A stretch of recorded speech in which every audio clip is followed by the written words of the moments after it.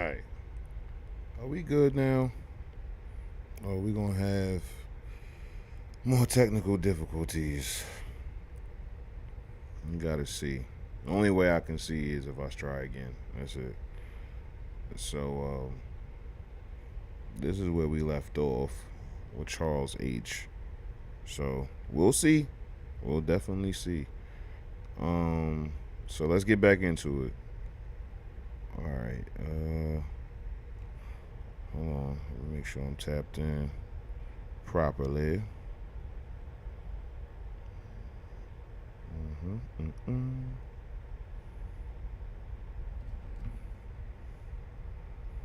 Alright, so far it's looking alright. So we're gonna see.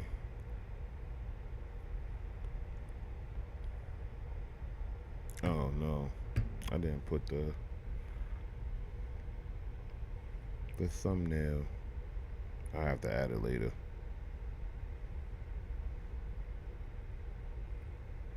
All right.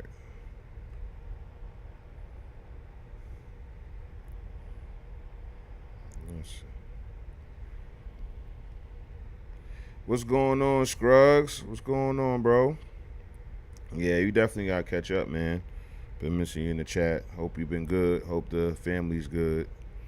The last stream dropped, so hopefully this one stays. Cause I mean, if not, gonna have to do something different. Let's see. Making sure that we all right here. All right.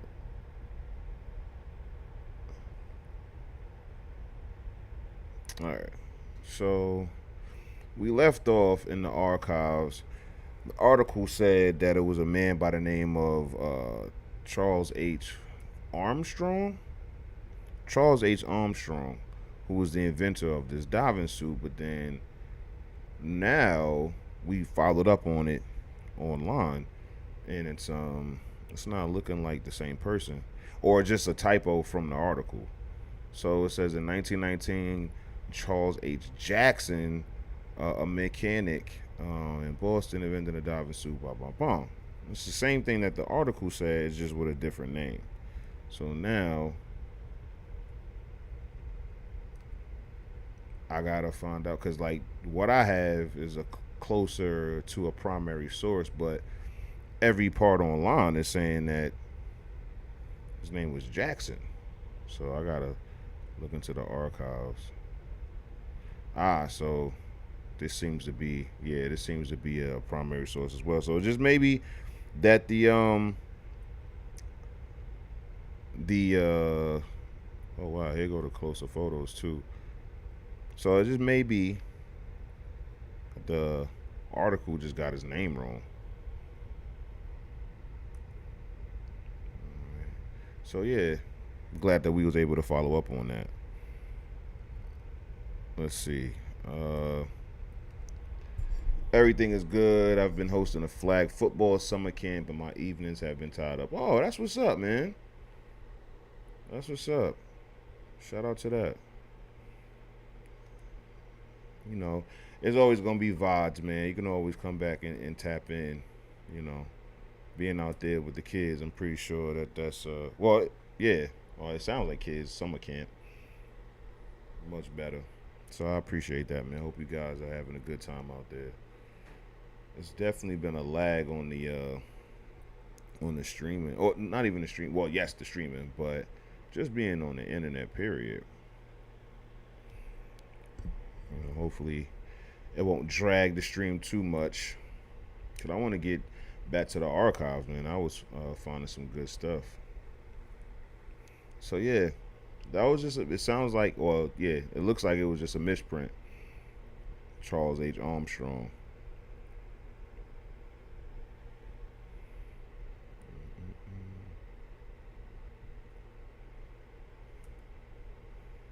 Oh yeah, I also wanted to get those videos up too. Talk about those.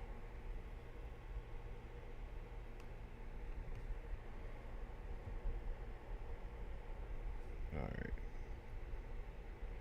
What are we doing? Is it gonna take forever?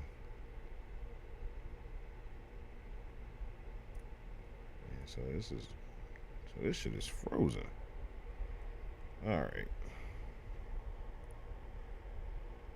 Still all right. So that's it. All right. Now here we go. I'm about to say what the hell is going on. So I was going through all of these different things, but let me pull up the Twitter too. It's so funny because I still be typing Twitter in, like I don't type in X.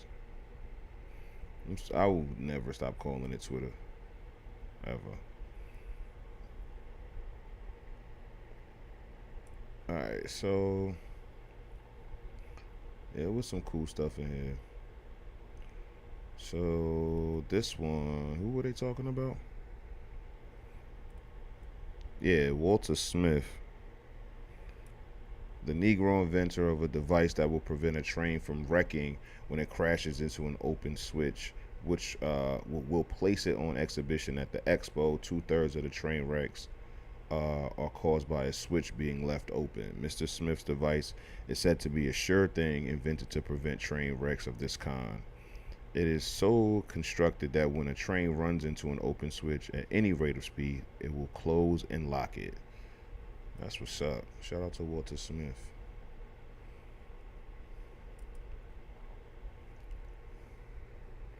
Who else? Who else? Who else we got? So wait, what's this one? Sometime after the Dred Scott decision in 1857, the Patent Office refused a patent to a Negro of Boston on an invention on the ground that, according to the decision, he was not a citizen of the United States and therefore a patent could not be issued to him. December 16, 1861, Senator Charles Sumner, on behalf of this Negro inventor, offered the following resolution in the Senate. Okay. Resolved that the Committee on Patents and the Patent Office be directed to consider if any further legislation is necessary in order to secure persons of African descent in our country the right to take out patents for useful inventions under the Constitution of the United States. Okay. There are any number of Negro inventors in the country at the present time. Of these, Elijah McCoy, mentioned before, has the greatest number of patents with a total of 57 on many different objects, although his main work has been along the line of lubricating machinery. He was a pioneer in this field. The McCoy lubricating cup was. Hey, was what? What happened here? Okay. John Joseph Matzleger, born in Dutch Guyana, excuse me, Guyana, 1852. I was actually looking his stuff up. He has oh, I closed the tab. Oh, let's see. Yeah, here we go. This was it right here. So this added, I want to say, soles to the shoes automatically because before this, one person can only make about 50 shoes per day. This increased production and revolutionized the shoe industry. Yeah. hmm So yeah, he's from Dutch Guyana, but he moved to Massachusetts and got busy.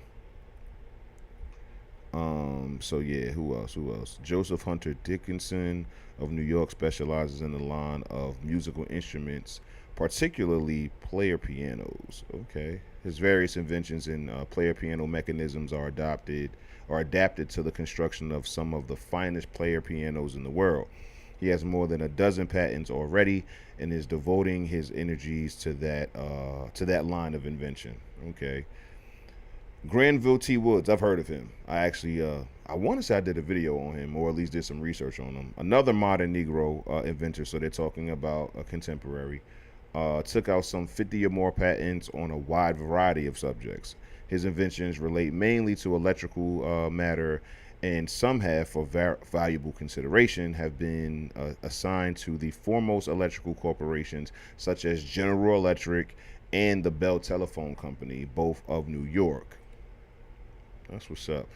The years of 1922 to 1924 were quite fruitful ones for Negro inventors, almost everything being tried. Alan Dixon of Nashville, Tennessee, invented a mousetrap out of old baling wire, which he sold for the sum of $25,000. What year was? Well, 1922 to 1924. We got to look up that price. We gotta look that up. 20 grand? Or is it 25 or 20? Yeah, 25. So we'll do 1923 since that's in the middle of 1922 and 1924. How much did he sell this for? Wow, almost $500,000. All right. Shout out to Allen.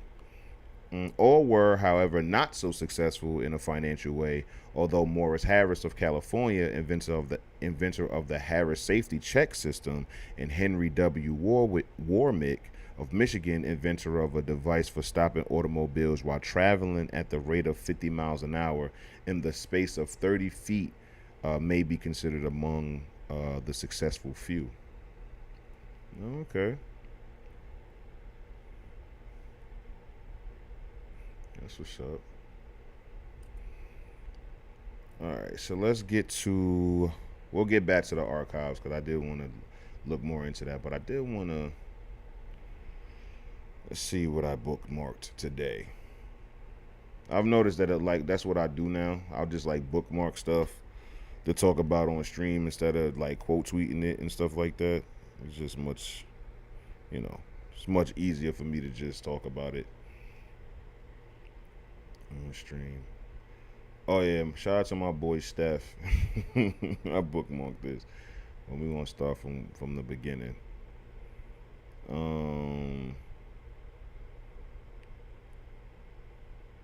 Yeah, Julian Brown. Okay, yeah.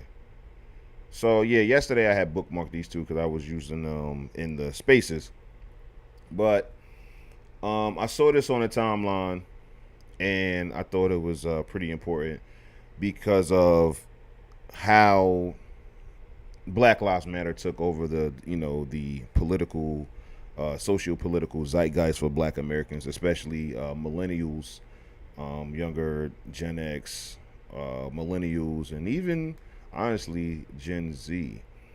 And if you weren't there, I talk about in the historical sense, like if you weren't there, or if if you didn't really get on the ground information from the people that were there, firsthand, primary sources, I'm telling you, Black Lives Matter is going to be remembered fondly, similar to the Civil Rights Movement. I don't know. I would have to assume, especially if we start talking about decades from now, 50, 60, 70 years, I definitely think that they'll liken it to it as much as they can. But if weren't there, this is decades removed, you're going to get an incorrect history on it more than likely when you ask in the mainstream histories. I've talked about this before, but it bears repeating, especially when you have somebody like Darren Seals who was tragically killed while he was exposing this stuff. So somebody said, you can't tell me BLM wasn't intersectional. They came to my city and was telling the community that men shouldn't be leaders and we need to abolish the black family. They definitely intersectional. So I remember, like I said before, like on the Black Lives Matter mission statement, early in the game, like early, I want to say 2014. We just went over to the website, checked their mission statement out, and they said they wanted to, highlight black queer, black LGBT. They wanted to protect black women, black children, and black families and stuff like that. And they, went out of their way to exclude black men.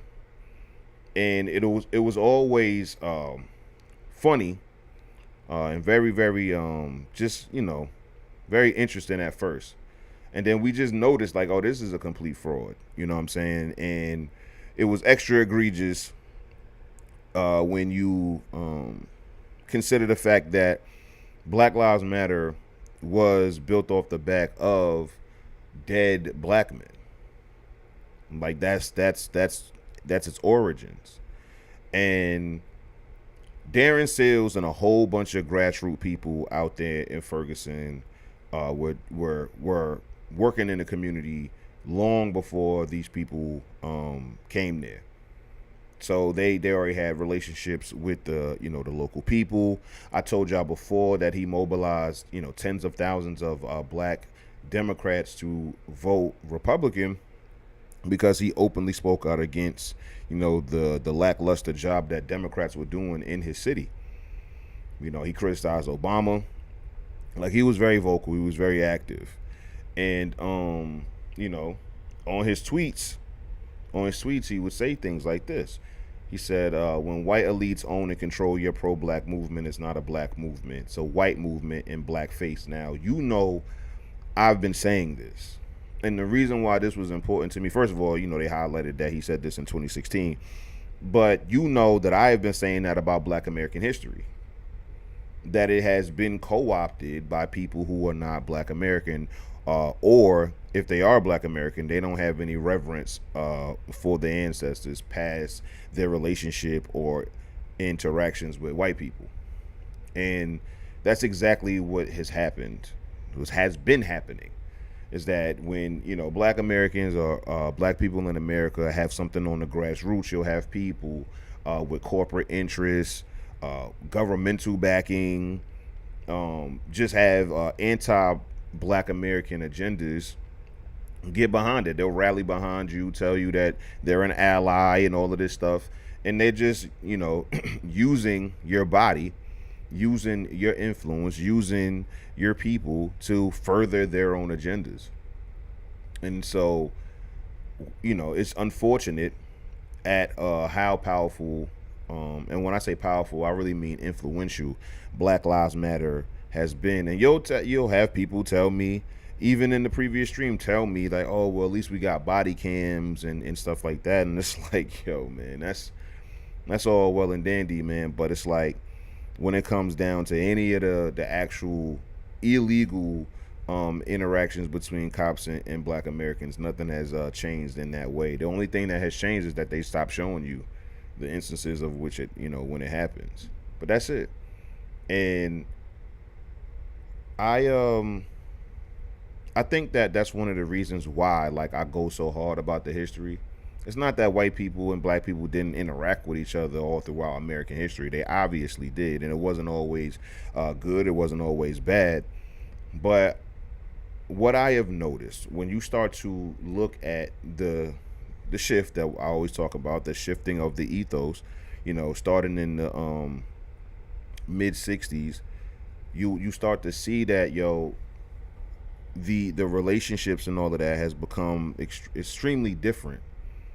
Where it's like, if you're not pitying Black Americans as a white person, then you're not an ally. If you don't have a particular view of Black people being victims and shit like that, then you're obviously a racist and all this other shit. Now, don't get me wrong.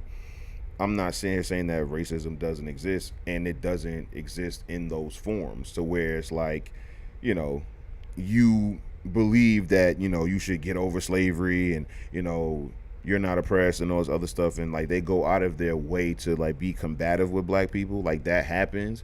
But I do think the more egregious form of racism are people who are not of your race or whatever, treating you like you're handicapped by virtue of your skin color. Like, I think that's way worse, especially when the other form of the racism is just a bunch of people telling you that they don't like you because of who you are, your race, your culture, or whatever it is. That I'd rather that than somebody who claims to actually have respect for me, but all they do is pity me. And they use that pity to make themselves feel better about their situations. Please do not get that misconstrued. Like, these people, they love when they get to talk about the conditions of people that's living in poverty and all of that other stuff, because they're essentially living in their ivory towers. So they get to browbeat people when it comes to that. I've had literal, like, liberal white people tell me about what's going on in the ghettos while I was living in the ghetto, because they assumed, like them, I didn't live in the ghetto because of how I carried myself, because of the things that I was purporting on the timeline and the things that I was putting out there, similar to the things that I put out there now. They thought that I was just as removed as them from these impoverished areas. And I wasn't. I was smack dab in the middle of it. So they would just say ridiculous shit to me, like, yo, black people can't afford fridges. When that whole shit about black Americans needing to get IDs to vote, which is very common sense shit to me.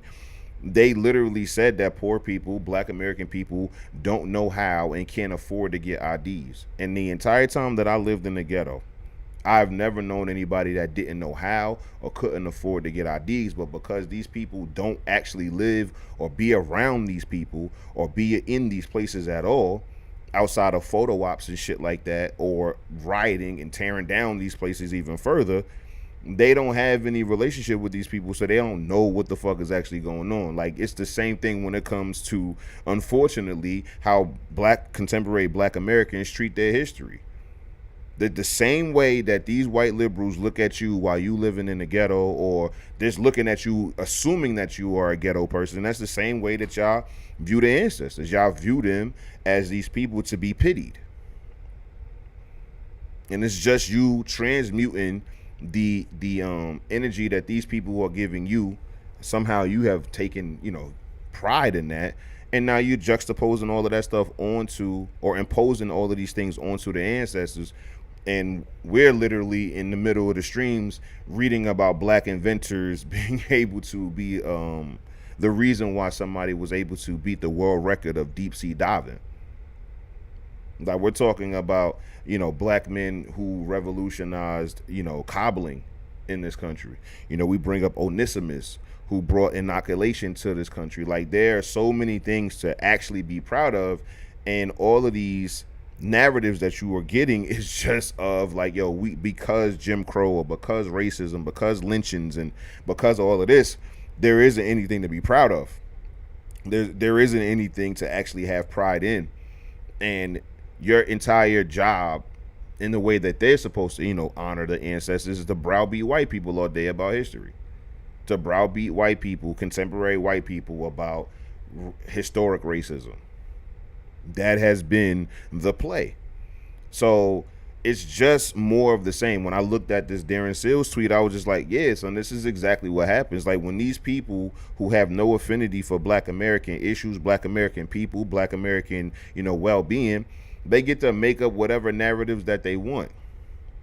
And so, like, when I was doing the space on Sunday with Miss Lisa, one of the things that I like to brush up before I have talks like that, and I was like, yo, I know about a lot of what happened with the Brown versus Board thing, like, in, of course, all of the consequences of that. But I'm like, yo, one of the things that I said on stream, it was like, yo, what were the children who were alive, like, during the 40s, 50s, and 60s, learning about black American history? Like, I know my generation, as far as millennials go, the bulk of the black American history that we learned was the civil rights movement. So it's like, when it comes to, like, before it happened, what did black children learn as it pertains to black American history? Now, before Brown versus Board, we had black teachers and black students inside black schools teaching all of the curriculum, of course, reading, writing, math, and all of that other stuff, but they would infuse black figures, like black notable figures in history, to be able to drive their points home. Like, especially if they're talking about the subject of history, they're going to center American history around the black American experience. And obviously, likewise for the white schools at this time, like, they're going to tell, like, white teachers are going to tell their white students about American history through the lens of white Americans. That makes sense to me. I don't think that's, like, egregiously racist or no shit like that. Like, if for instance, if in the white school in the 40s, they talked about what John F. Turner beating the record of, the world record of deep sea diving, and excluded Charles H. Jackson, I'm not mad at that. Like, I'm not necessarily mad at that. Like, what was he a key person in that story who built the suit? 100%. But if we're talking about being able to instill pride and prestige and honor and all this other stuff in white children, and I'm a white teacher, I'm 100% going to highlight John F. Turner first and foremost, even if I do highlight Charles H. Jackson, who built the suit. Like, he is the, even though he's the entire reason why John F. Turner was even able to beat the record, the world record. Like, you can't go 360 feet under the underwater without this suit.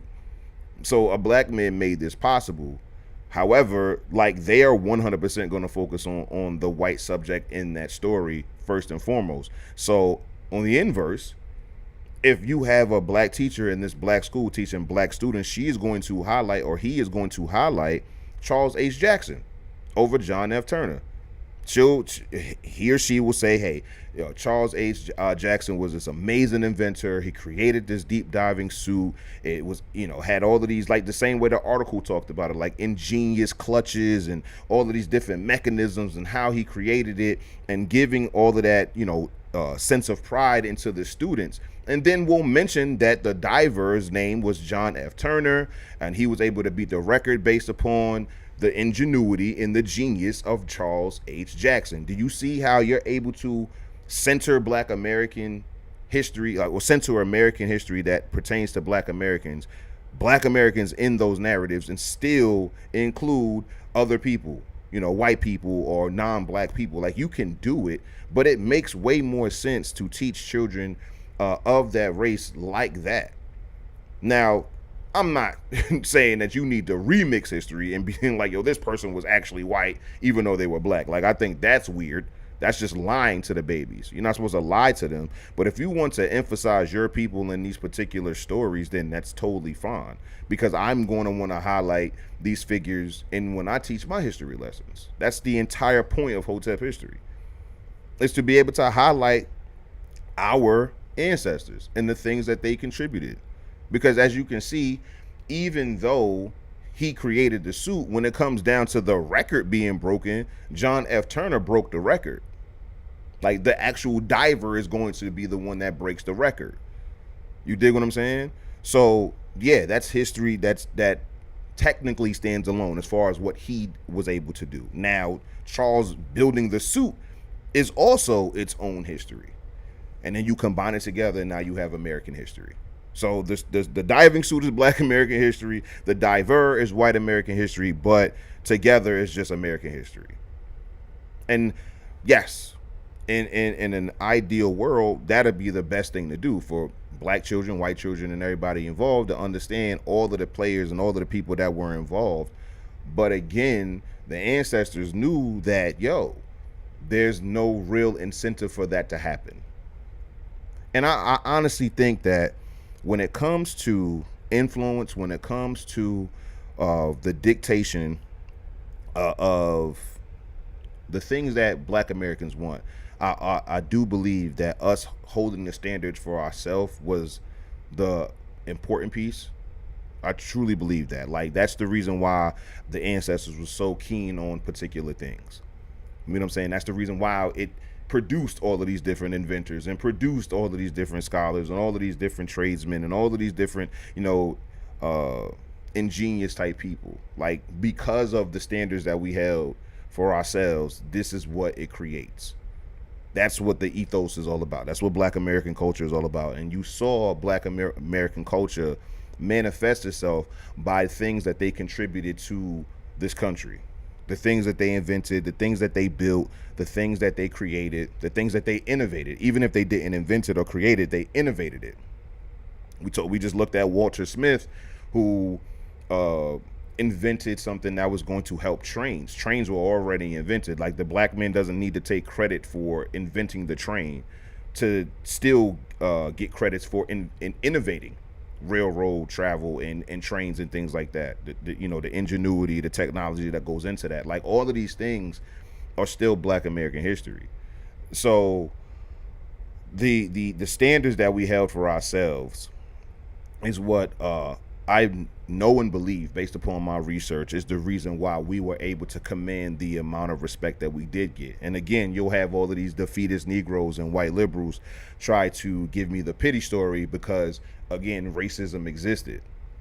But there is going to come a time where we're no longer going to be here. That we're no longer going to be here. It's going to be 70 years from now, 100 years from now. And I highly doubt that you would want your descendants to pity you while you were living in 2025. I highly, highly doubt that the moral of the story that you want your grandchildren and great grandchildren to walk away from when it comes to your life and the generation that you lived in was that it was just a bunch of a series of different, events of oppression. So again, if you keep things in the historical context and you keep things in perspective, you'll see that, you'll see calling out racism, but then you'll also see a bunch of black inventors. You'll also see a bunch of people coming from these areas, building towns and all of these different things. Like, that's what you'll see as far as Black American history. And so allowing the worst of the era, or the worst things that happened in these eras, to dictate or define a particular era, I truly think that's some backward ass things to do. Like, to reduce the early 20th century to just a bunch of lynchings and stuff like that, like, is insane. I think it's truly insane. So again, in the historical context, they 100% are calling out the racism, but I'm telling you, like, racism was not the end all be all to their day. Like, it wasn't like Black Americans 100 years ago was waking up thinking about racism as much as you think they were. Like, they were living it, like, most of these black people were living amongst other black people. Like, how much racism on an average day do you think the average Black American was dealing with? I'm not talking about the climate of the country. I'm talking about a person's day to day. Like, when it's time to wake up and go to work on Monday morning, like, how much racism do you think that they were encountering? Especially when 90% of Black Americans lived in one particular region, and they were mostly living amongst each other and amongst themselves. Not to mention all of the different things that were going on. Like, if you're living in a Black American town founded by Black Americans, everything around here is Black American owned. It's like honestly, how much racism do you think they're actually interacting with? But when you multiply that by all of the Black Americans, all of the white Americans, all throughout the South, all throughout the North, Midwest, and the West, and all that other stuff, yes, you're going to be able to come back with hundreds, if not thousands, of different stories of racism, of lynching, of oppression, and all this other stuff. But we're talking about millions of people. Still, add it all up. I think historically they said the record as far as lynchings was 6,500 lynchings between decades. Like a whole span of decades. So what do you think millions of Black Americans were doing? If it's 6,500, the entire history of it, from let's just say 1910 to 1970, 1980 or something like that. Through all of that time, 6,500 Black men and women, children as well, were lynched. What about the millions of other Black Americans who lived, survived, and thrived through these times? And we should 100% pay attention to the things that actually went wrong. We shouldn't disregard the 6,500 lynchings, but to hold that higher than all of the achievement that was going around, spread out through even more thousands of Black Americans, even more, covering, larger regions of America. Like, we're supposed to just not know any of this stuff. We're not supposed to know that Charles H. Jackson built a diving suit that allowed this man to break the world record of diving. Like, we're not supposed to talk about that because that happened in 1919, and the Red Summer of 1919 happened. So now we're not supposed to talk about that because there was a bunch of race riots all throughout the summer of 1919. So all of the race riots are going to get all of the press, all of the news, and of course, and that's just how news works. And then as far as the histories go, we're going to only remember this particular time based upon those things. And then I get it, yo. Like, I get even contemporarily. Nobody really cares about what happened in 2001 other than September 11th, right? Now, certain parts of us, you know what? That's actually not true. A perfect example is September 11th because that same day Jay-Z's Blueprint dropped and went platinum.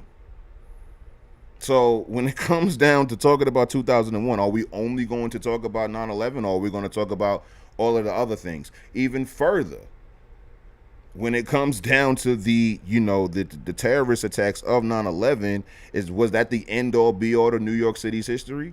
No, because they were able to cope, rebuild, and move on. And now New York gets to continue to be in the history books for whatever achievements that they're going to have throughout history. But we don't view black towns in that same regard. I brought up Boley, Oklahoma over the weekend, and I dared not bring up white people. So of course I was somehow wrong.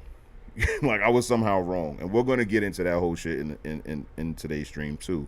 But it honestly just makes me think, like, when it comes down to the narrative, I talk about this a lot. I talk about this a lot, but at the same time, son, like, it's important because these are shaping the minds of millions of people.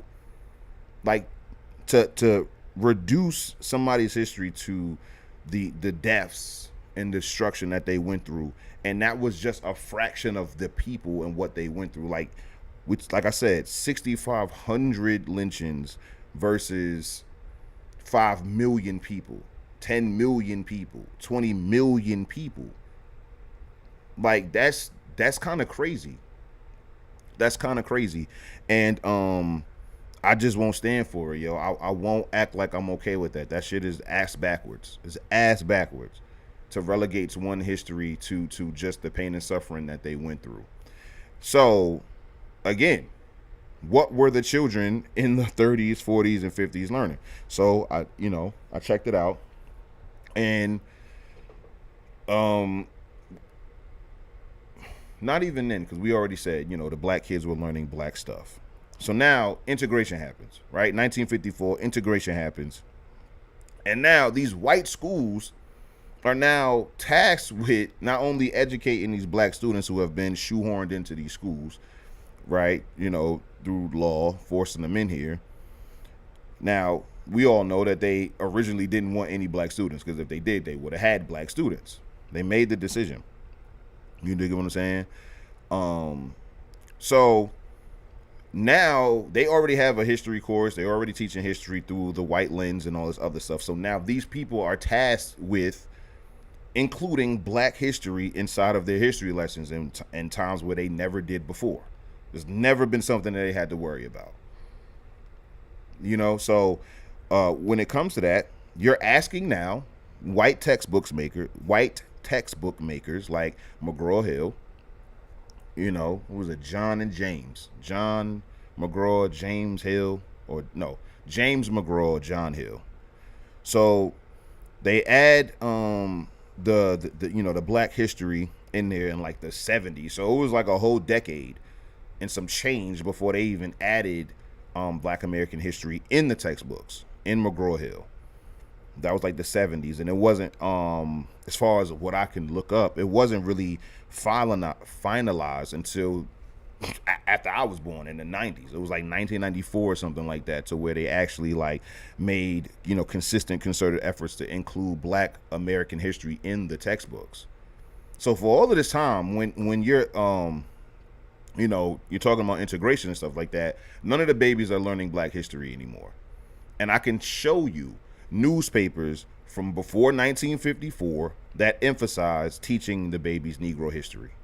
If you just type in Negro history in the archives, you're going to see different cartoons, different articles, different ads, and all of this other stuff to teach black history to black children. It's extremely important. It's extremely important. So black children are not getting any of this history anymore, and they're only getting history through the lens of the white teachers and the white textbook makers and stuff like that. So we've already established the lens. We've already established the people that are going to be writing it, and they begin to write it And of course, they're going to tell you about slavery, they're going to tell you about the Civil War, and they're going to center themselves because they're the ones writing it. So they're talking about black people. They're talking about black people in history, but they're always able to cross reference when a white person was doing something. So they're obviously going to talk about John Brown. They're obviously going to talk about the abolitionists. They're going to talk about the Union troops, the white Union troops that fought in the Civil War. They're going to talk about all of these different things from a white perspective. And prior to having to infuse black Americans in this particular way, they were able to laud black American opposition. Like they had the Ku Klux Klan in the textbooks saying that they kept the foolish Negroes out of politics.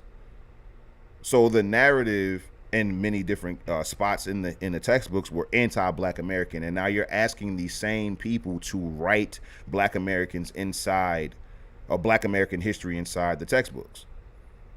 So of course they're going to maintain a particular narrative and maintain a particular lens and perspective to keep things the way they want to keep it, which is that you would not have been freed without the white man.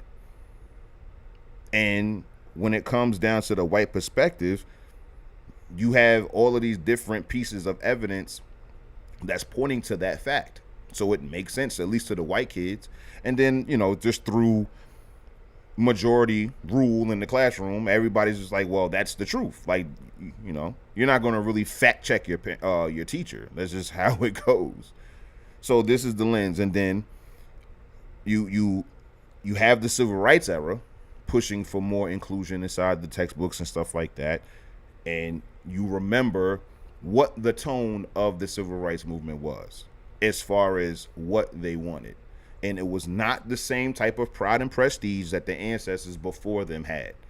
I'm not saying that there wasn't any pride, but the type of self-reliant pride that the Booker T. Washingtons and stuff like that was pushing, that was not what we were dealing with when it comes to the civil rights movement. It was about inclusion. It was about being able to, put as many black people as possible into these predominantly white spaces that barred black people previously. So the pride and all of that came down to, feeling worthy of those requests. Not so much that we don't necessarily need these things because we have each other. It's like, no, this is what we need. And so when you're approaching this other group in that way, where they can basically frame it like, yo, hat in hand, black America came to us, demanding all of these different things, rights, freedom, like whatever it is, they're going to be able to say, well, again, moving into the histories, that white people allowed all of this to happen. So now you keep fast forward, and so that has been a part of the narrative. Now you fast forward to the 70s, 80s, late 80s, 90s when I'm born, and now the way we are told about the civil rights movement is that Martin Luther King, which is pretty much the reincarnation of Jesus Christ, he came, died for our sins, essentially, died for America's racist sins, and he is the reason why there's the freedom and rights and everything that we have today. Like, that's how they pushed it. They pushed the civil rights movement as the end-all be-all piece of political activism that was necessary to save black America, and that without it, black Americans would surely have been in bondage again. Like, that's why, that's why they push, the narrative the way they did. So now I'm growing up and I'm legitimately learning about the civil rights movement as my savior. And then, of course, even in so many different cases now, when it comes to my classroom, they didn't necessarily center white people in that way, but they centered the white perspective on black figures. So you're not going to hear about any of the negative things that came along with white people agreeing with the civil rights movement. So like that was a chance to get white people points. Like, yo, there were white people that accepted it, there were white people that was rocking with it, but then also be able to, highlight all of the racism that the ancestors went through during the civil rights movement. Of course, the German shepherds, the water hoses, like all of the things that they were going through. That those are the images that was sold and told to me when I was in K through 12. That our ancestors during this time made the ultimate sacrifice to be able to, for me to be able to have rights today. And that's just, it's a very oversimplified way of being able to talk about this era. It really is. And when you start to look at all of the things that like how all of these things negatively affected Black America, it's hard for me as an adult now to be like, yo, this was, all it was cracked up to be.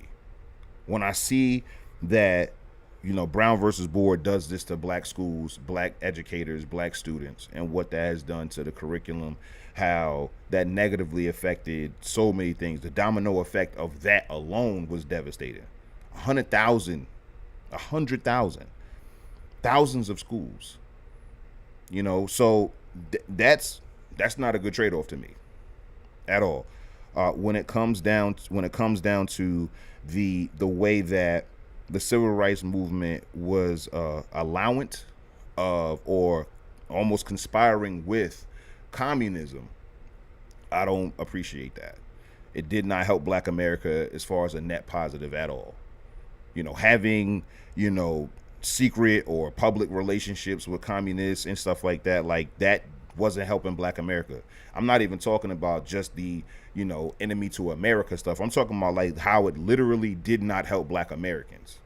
Like, there is no communism that was practiced in Black America that you can even show me that had net positives for Black Americans. So conspiring with these people, the fact that they're foreign and all this other stuff, that's just insult to injury. So again, when I'm looking at this era, it fostered in the shift. And now you think about it in our contemporary sense. We all knew that racism existed. We all knew that. We all knew that racist cops existed because we knew about, oh my God, y'all know who I'm thinking about. God damn it, can we all get along? It's Rodney King. You feel me? Like, we know about Rodney King. We know about Amadou Diallo. Like, we know about the corrupt lineage of the LAPD, the corrupt lineage of the NYPD. Like, we understand that there are corrupt cops out there. And it's never been something that we were okay with and always spoke out against. And then you also, because of the times we were in, we're talking about the 2010s and stuff like that. Like, it wasn't like it was Jim Crow. Like, it wasn't like there was a whole bunch of separation in that regard. Of course, there are going to be people who live amongst themselves in the 21st century. However, like, it wasn't as, hot of an issue. And then Black Lives Matter comes along and does the same thing. I think even more like specific. I think that like them focusing on dead Black men. See, like, the civil rights movement was, looking for civil rights. So yeah, they're going to, highlight the oppression and stuff like that happen in the streets. Like, we've seen the German shepherds, we've seen, the hoses and all of that stuff, but it was in pursuit of civil rights. You know what I'm saying? That's how it was purported to the public as it was happening. And even after it happened. With Black Lives Matter, like, you did not even see an aim to anything. You just saw that they were highlighting a bunch of police officers killing Black men first. And then they started just, any video that they could to upload, any video that they could find, they were going to use these people. You know what I'm saying? And I saw the shift. An even further shift of Black people who obviously were aware of racism, didn't think racism was okay or no shit like that. It's nothing that they could try to put on to, like, how they try to put on to the ancestors, where Black people didn't know no better and all of this other shit. So it's the 21st century, and I saw people who I've never seen them tweet or talk about hating white people or none of that shit, because it quickly devolved into like, yo, from it went from, fuck the police and all of that, which we've been saying, to now, yo, oh, this is white shit. Like, this is just by the virtue of them being white and them hating black people. It turned into that very, very quickly. So now I am seeing in my time, in my era, some of the same things that my studies have shown me post 1967 in the attitudes of Black America as it pertains to how the media, socio-political activism, and all of these different things are affecting Black Americans. I'm seeing it, but now even worse now, because there is no real push for change like that in the same way. Like these groups are not coming out being like, yo, here's a solution. Like, despite me disagreeing with the Black Panthers and their solution, they presented one. They had a 10-point program. They had things that they actually wanted to see done. They had an end. They had means to an end. Like, they understood what they wanted. With Black Lives Matter, the most that I seen them want, I don't even think that was one of their foremost things, was the body cams. But there really is no resolution. There is no plan. It's just to make sure that they keep stoking the fire and keeping Black and white Americans, but mainly Black Americans, so emotional that they can't think straight. Like, that's what it was. So it's like all of the things, all of the negative things about how all of the negative effects of the civil rights movement in Black America, they synthesized that shit. It's like they concentrated that shit out of the civil rights movement and injected it directly into Black Lives Matter. It's like, think about it like bud, right? You got flour and then you got concentrates. Like, you extract all of the most potent parts of the flour and you separate it, and then being able to get high off of that. That's exactly what they did with the civil rights movement into the Black Lives Matter movement. So all of the inflammatory shit, which came second to, honestly, everybody's movement. Like, yo, everybody was ready. Even some of the nonviolent people, they was ready for the action. You dig what I'm saying? Black Panther Party, we know we're ready for the action. They got their rifles and all of that shit. We know that they were ready for it. But again, they were pushing a particular program first. They had solutions in mind first. Again, I don't agree with them, but at least they had them. Black Lives Matter didn't have any solutions. They just kept saying vague shit like, yo, we're going to focus on Black queer and Black women and Black children and excluding Black men. But they didn't have any tangible solutions that they wanted to actually present to America. They just used this as a vehicle for their own agenda. And that's the reason why we didn't even get anything. Like, there wasn't even something half tangible. You dig what I'm saying? At least the Black Panther Party had programs that directly positively affected Black neighborhoods. You dig what I'm saying? So it's like we don't have any of that at all.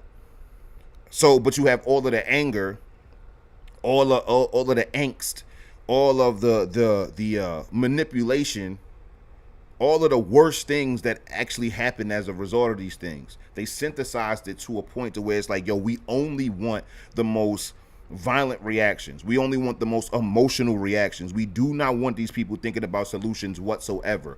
We need to keep them in a state of disarray at all times as it pertains to this issue. So what's the best way to do this? Is just keep sending them different videos in different places all throughout the country of white cops, preferably, killing a Black person. That's the bread and butter right now. That's what's going online. That's the highest, form of content right now. There is nobody too big, too small, too criminal, too nothing. It does not matter if he was reaching for something. It does not matter if he was about to attack the cop. It does not matter how innocent or guilty this person is. We need dead people by the hands of police pumping out on the timeline as much as possible. And then we do want, if we can, have the most obscure details in these fucking stories. We gonna have wrestling going on, potential theft going on, potential different things to muddy up whatever the fuck is going on. So half of the people watching this shit, and everybody's watching, have half of the people watching this shit being angry, sympathizing, empathizing for the black victim, and another half of these people being absolutely irate that this quote unquote criminal is getting all of this praise. Like, to this day, you got a bunch of white people making George Floyd memes and shit like that, and they treat George Floyd like black Americans treated him like he was some type of like hero and shit like that. But all of that shit came from white liberals. Like, they're literally just arguing amongst themselves using George Floyd. Like, it was Nancy Pelosi and them wearing fucking kente cloth and shit like that, taking the knee and the golden casket and all of that other shit. That was white liberals getting into that bullshit. And y'all niggas is arguing with each other using a dead black man. So it's, again, this is just more and more of the same. Using the bodies of dead black men for your political gains. So anyway, so half is angry, ready to riot, ready to tear shit up. The other half is angry that, you know, these people are angry and sympathizing with the person that was killed by the police. And that's what they did. They just kept flooding the timeline with this shit. You could not go a day in 2013, 2014, 2015, 2016 without seeing a man or a woman being killed by the police. That's all you saw. So again, all of the worst parts of the civil rights movement, all of the negative effects of the civil rights movement were synthesized and extracted and put it right into the 21st century context, and made it even worse, because now we're not waiting on the daily newspaper. We're not waiting on the magazine. We're not even waiting for the news channels.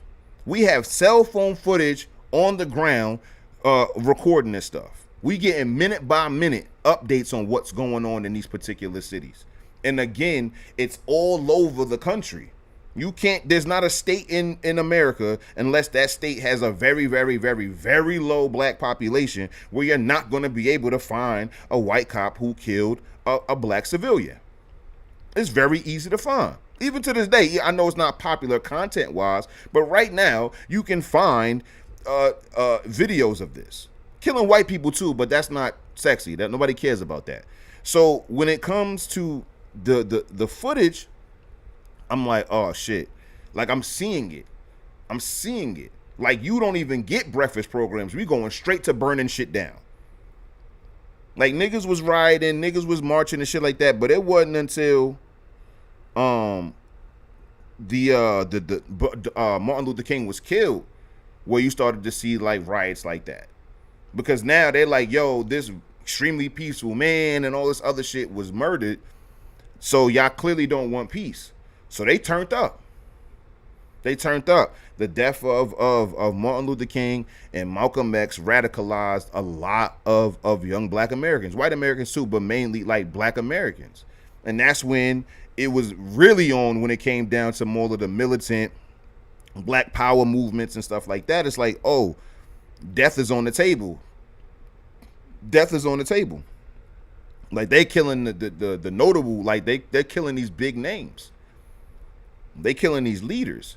So again, they were able to, you know, extrapolate all of that anger, all of that angst and stuff like that. They seen the way they were able to manipulate black America by using death, by using destruction, and getting them to behave a particular way, especially in impoverished areas. So my entire endeavor is like, yo, I want people to be able to zoom out just for a second, because when you see their strategy, you see that they haven't one in Indianapolis, another one in Baltimore, another one in New York, another one in Alabama, another one in California. Like, it's all over the place. So the average person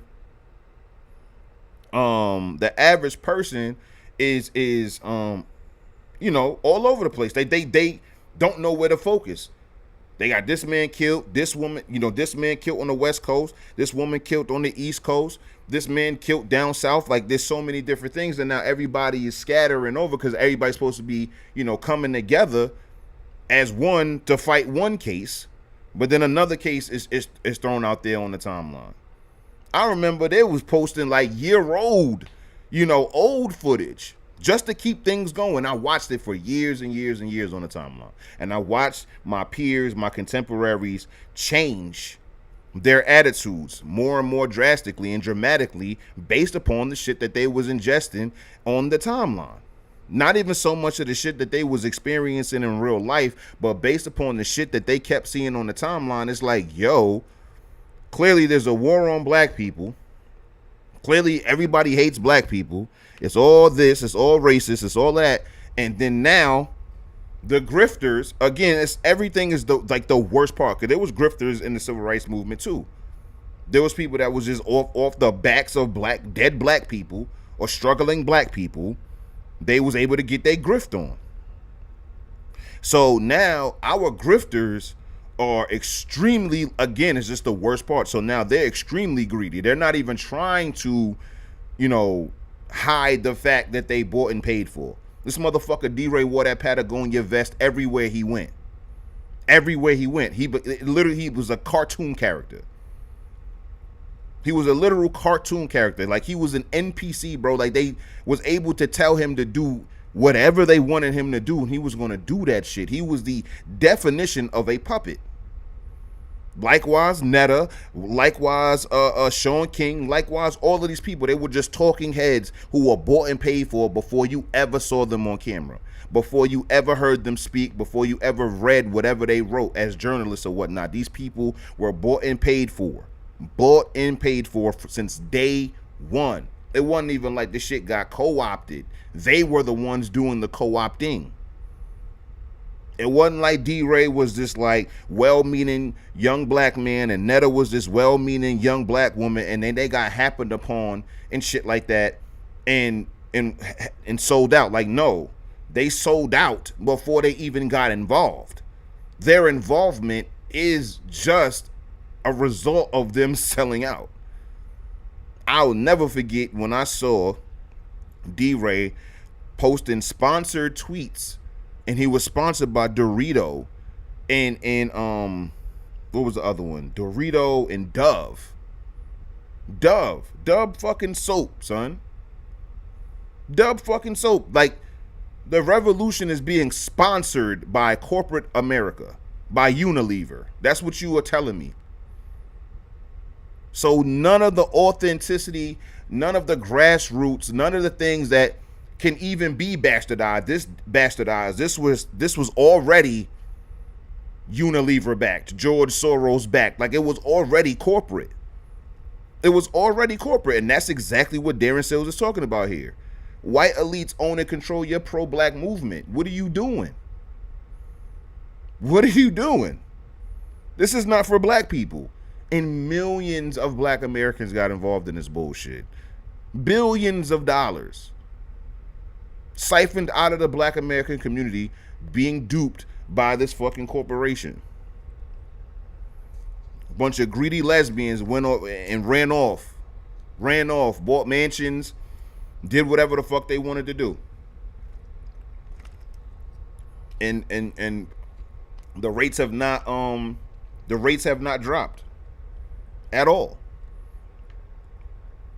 At all. All we gotten from Black Lives Matter protests is a bunch of arrests, more dead people, because I 100% blame them for the increased levels of paranoia of black people being pulled over by police. Black people niggas was already paranoid. Niggas was already uneasy and on edge, and now you have flooded their timelines with dozens of videos of white cops killing people that look like them. You don't think that's going to strike fear? I remember, because it was the grifters too, but they were grifting, but there were also people that were genuinely concerned to being like, I got to sit down and talk to my son. Do y'all remember that? Do y'all remember when they was like, I'm fearful of my son when he goes outside? These people are living in like very, very safe suburbs and shit like that, talking about, my son could be next. Is my son next? I thought it was some of the most pathetic shit that I've ever seen. But like, son, now that I bring that up, it's all coming back to me. I remember seeing these coward ass niggas. We're gonna put the women to the side right now, because women, they got a right to be scared and shit like that. They being inundated with a bunch of videos of black men being killed, black women being killed, And so, by and large, I'm giving these women a pass, unless they were grifting, unless they weren't actually afraid and they were just grifting on the genuine fears of black women and them dumb broads. No, but black women in general who had a genuine fear of their sons being, the next black male being killed by the police, I put them to the side. But you niggas, you grown ass men, I did not forget. I almost forgot, but I did not forget about you niggas being absolute cowards on my timeline, being absolute fruitcakes on my motherfucking timeline. I will never forget or forgive you niggas for behaving this way. I remember, Vincent, Sammy, I remember, Mike, I remember, Watcher, I remember, bro. I was on the fucking timeline watching a bunch of men with full beards who pay taxes and have children talking about, I am terrified. I am afraid. What if I'm next? And all this other shit. It's like, nigga, pull your motherfucking skirt down. Grow a set, bro. The babies are watching, yo. The women are watching. Like, what the fuck are you doing? I'll never forget, son. This nigga was going crazy on my fucking timeline. Going absolute bonkers on my fucking timeline. Talking about how afraid he was, how terrified he was, that he may be next. And I don't know what to do, and all of this other shit. And black women were in his mentions telling that nigga that, yo, we need, we don't need our men to be afraid. And then also saying that, yo, we have the solutions. We can do this. We can do that. Like, that's like yo, son, that shit hurt me as a man reading black women having to infuse or inject masculinity in black men being fucking cowards on my timeline. That shit was pathetic, son. That shit was pathetic, B. So, nah, son. These motherfuckers don't get a pass. And I seen it. I watched it. I watched it in real time. I watched for years. And still to this day it be happening. Still to this day it be happening. That's when the beginning of the gender wars happened at that time. The beginning of the sexuality wars was happening at this time because, D-Ray was gay or is gay. You dig what I'm saying? Let me check the chat. Sammy says, bro, I was in full-blown arguments with these quote-unquote men acting like their balls hadn't dropped. It was daggone shame, man. Yeah, it was. It was insane. Like, it was crazy. Like, yo, these are grown men, yo. Grown men, fathers, husbands, yo. Being absolute fruitcakes on my timeline. And this is the same time where you got to understand, this was a full frontal attack on black America. And I do, like I said, I blame Black Lives Matter for a lot as it pertains to the black American zeitgeist and black American ethos. We were already dealing with cultural Marxism, dealing from the 60s and shit like that, going into the 70s, 80s, and into when we were born in the millennial era. And now y'all spun the block and hit us with this bullshit 2.0 with all of the worst ingredients. Like all of the slop that's from the civil rights movement. None of the pride, none of the prestige, none of the backbone, none of that shit. It was all anger, fear, anxiety, paranoia, absolutely no planning, absolutely no strategy of those people who were pushing strategy and solutions and shit. They was calling them Hotep ass niggas. Shout out to us. They was calling them coons in different arenas and shit like that. All of the men that was telling black America, yo, these are the solutions that I think we should be, doing. We should, first and foremost, making sure that we holding these police accountable and making sure that we holding ourselves accountable and making sure that we are sticking to the facts when it comes to these cases and shit like that. Let's approach this shit pragmatically, the way, common sense, the way God intended for us to handle things. And they were called Hotep ass niggas. They were called coons. And if you weren't flying off the handle emotionally, man or woman, you weren't being accepted. You weren't being pro-black. You are not angry enough, nigga. You're not emotional enough to be considered black. God forbid you actually like saw any wrongdoing on the black person's part. You were a full-blown like white supremacist at that point. You dig what I'm saying? If you said, well, he shouldn't have been, Mike Brown shouldn't have been stealing and all this other shit. That was a fucking lie. You a white supremacist. That's a lie from white supremacists. And I was like, whoa, I'm not saying that Mike Brown deserved to die for stealing, bro. But there are things that can be prevented when it comes to this shit. I watched in real time black people call other black people anti-black because they weren't sticking up for an element of the story that wasn't the best for black Americans, which would be criminality, running from the police, doing a whole bunch of irate shit. And then when you get into the protesting and all that other shit, for God forbid if you wasn't with black Americans burning down their own goddamn backyard. You would show a coon then. So again, none of the strategy, none of the solutions, none of the pride, none of the actual, backbone or anything like that from the 60s or the 50s and stuff like that as it pertains to the civil rights movement. Just all of the unmitigated emotionality. And I watched it. And I blame Black Lives Matter for a lot of it, yo. I watched for a decade, fam. Do y'all know how long a decade is in one's lifetime? I watched for a decade.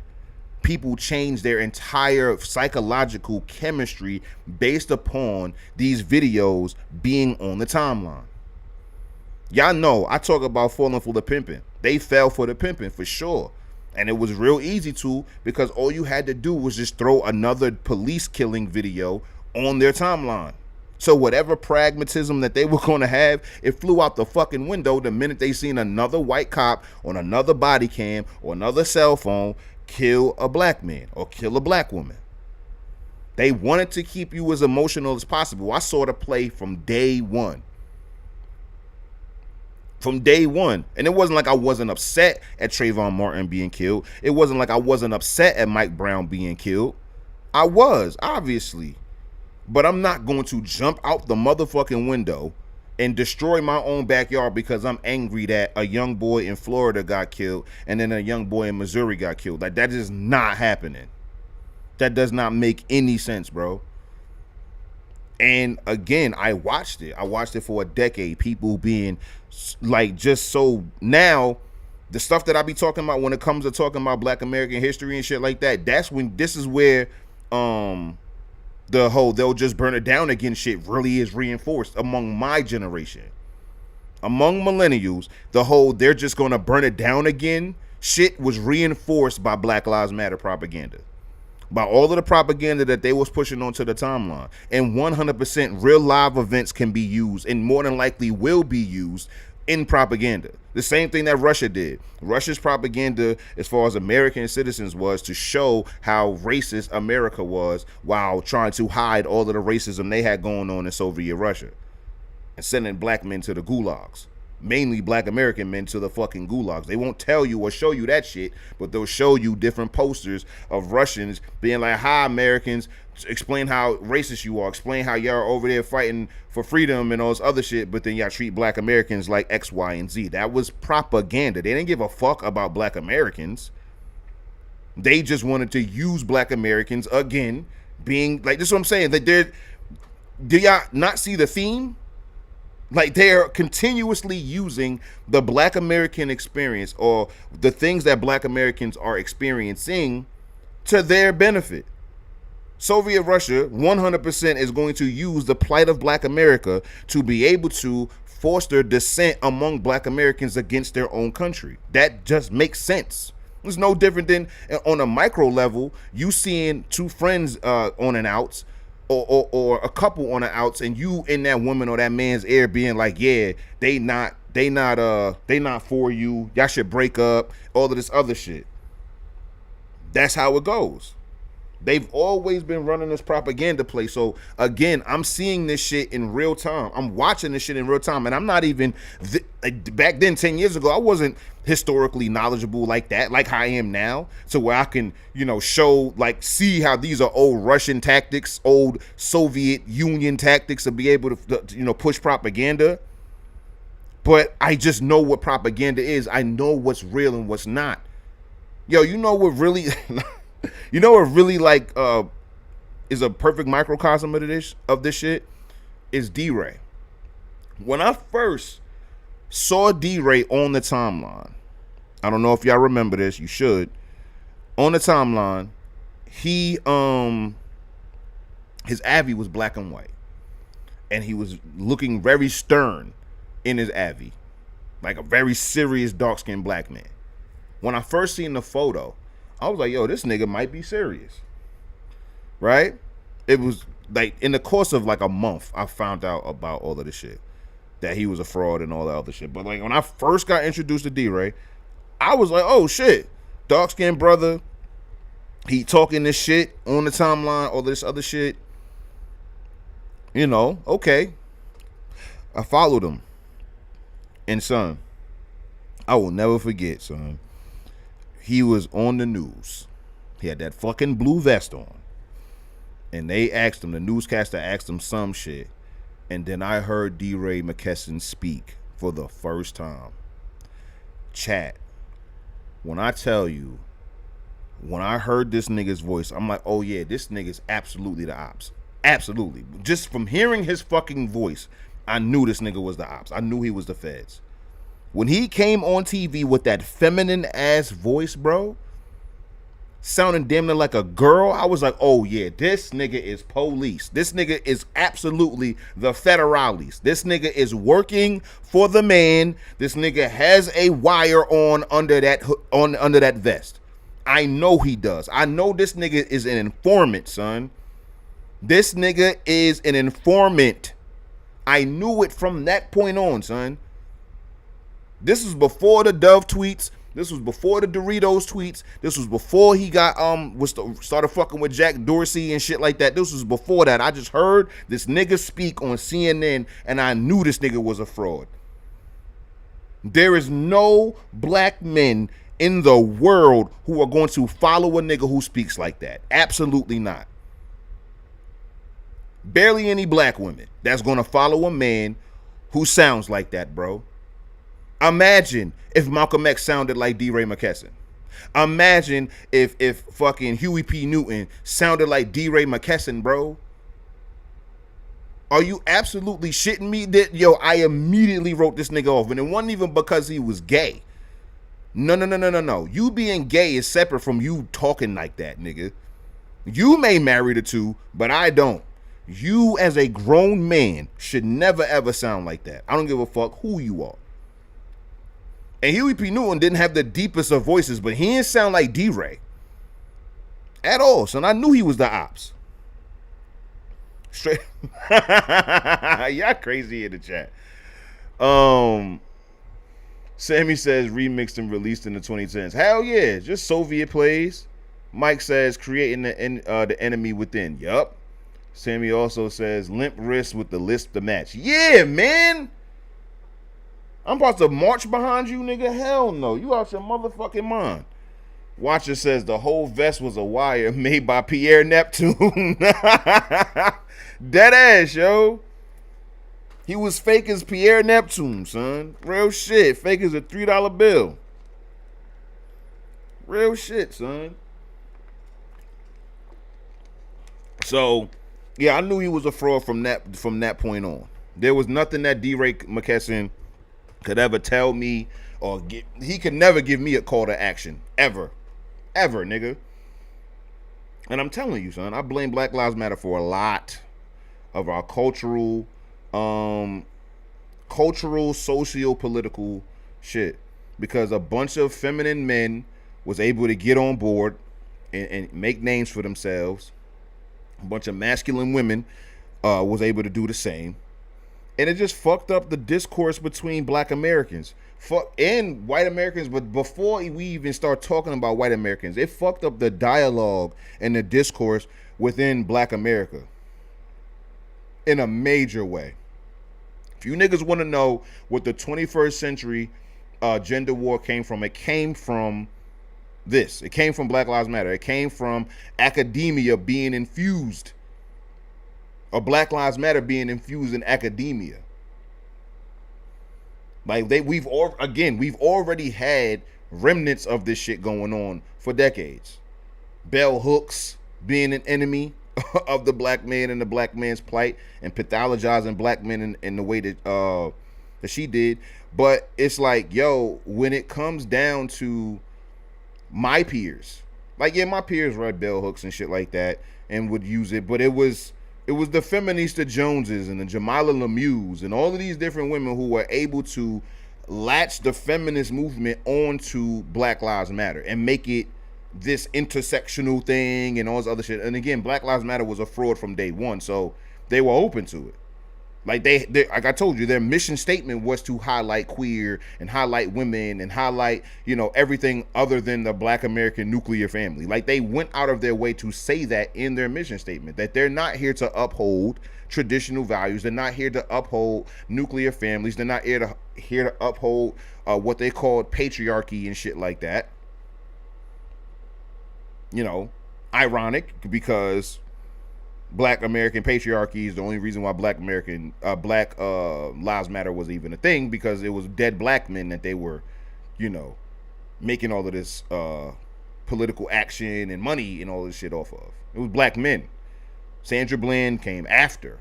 Rest in peace, of course. Like, it's still tragic, but it was off the backs of dead black men, boys and men. So to actively exclude boys and men from Black Lives Matter, and then you're infusing a bunch of feminists, especially third wave of feministic, values and beliefs and shit to the movement. Like, you see it.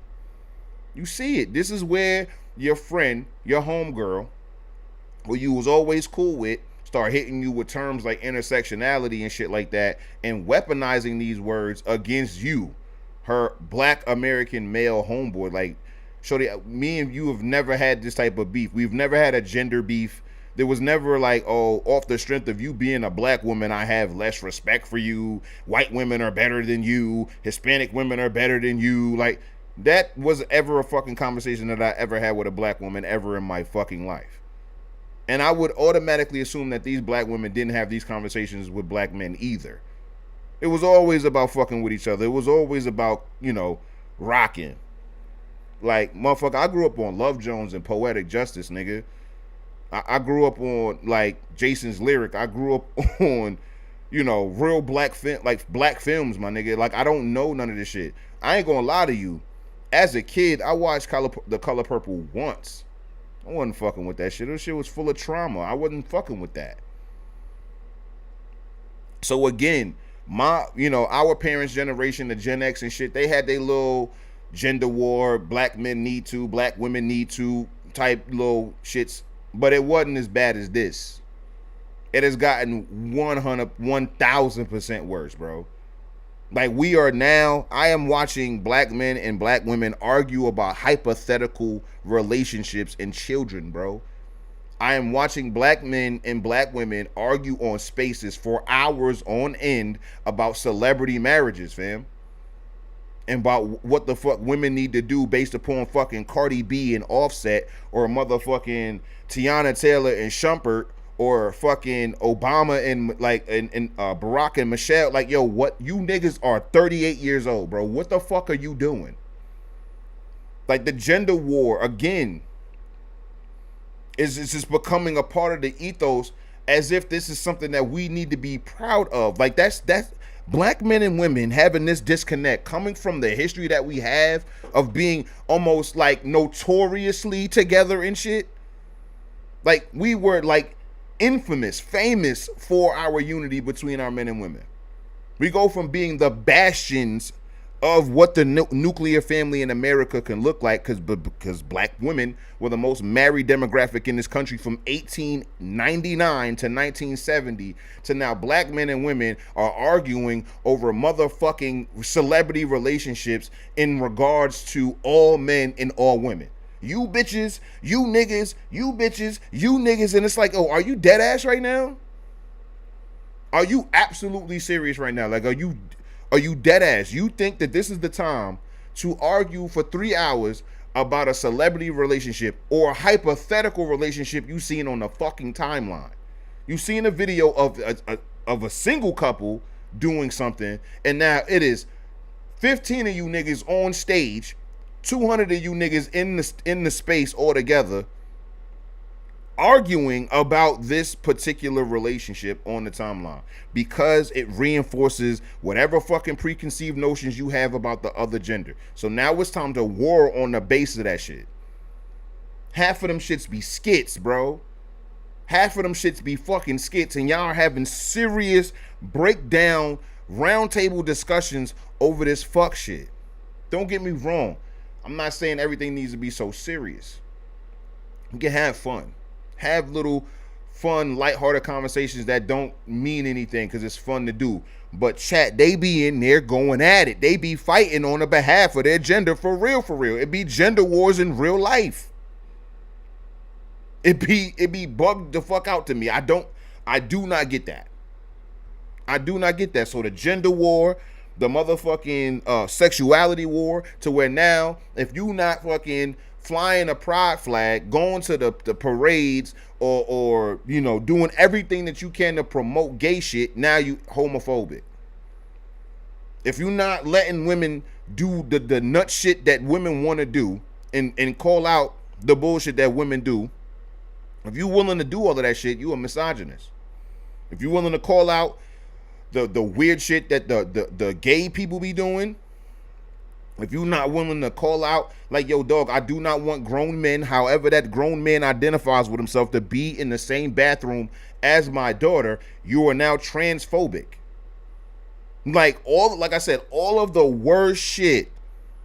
Like we are in Weimar, bro. Like we are in the Weimar Republic for real, as it pertains to the culture. Like we let so much debaucherous shit go down that we are now allowing men to identify as women and then go into women-only spaces. This is how full circle the nonsense goes. You went from telling me that I was a misogynist because I'm mansplaining and I'm not giving a fuck about the plight of women from the perspective of women. I listen to you, and then you same women are now letting niggas who look just like me, put on a dress and be in your spaces. How is that not the epitome of misogyny?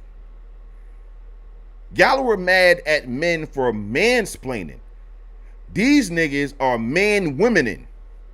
Like these niggas are literally trying to live like y'all and want to be seen and respected as y'all, and y'all don't find that to be misogynistic at all. I find that crazy, but this is the nonsense and the idiocy that is being pushed in the culture. And again, niggas like me look like a Neanderthal. Like I'm so backwards and shit like that because I don't believe men, by virtue of trans, putting the word trans in front of men, that men can have babies. You feel me? It's absolutely insane. So again, I didn't fall for the banana and the tailpipe pause. Like that's just not what I do. I'm still gonna play this the pause game. I still say the F word. I still say the R word. I just don't say it on particular platforms because I don't want to have to deal with motherfuckers trying to like strike my page and shit like that. But like in real life on platforms that allow it, I 100% still say these words. You're not going to police my words. I told y'all all of the time. I'm not ever going to get down with unalive and grape and all of that other shit because no, I'm not doing that. So with that being said, y'all might want to fuck with I gotta start streaming from Kick more, just to have that backup. So make sure if y'all got Kick, you know what I'm saying, tap into Hotep History. It's the same name on Kick. Subscribe. Got almost 1,000 of y'all as subscribers on here. Very proud of myself, especially with the amount of like the lack of promo that I be doing on my YouTube and stuff like that. Like I would say like the past 60 days, 60 days, I've been going like super hard with promoting my shit.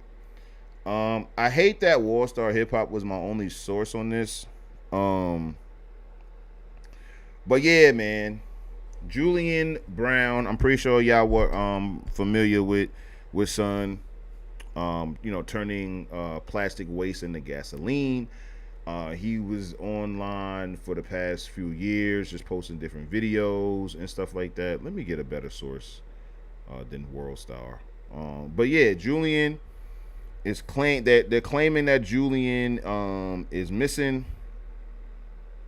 Um, I don't know. You know, I was roughly I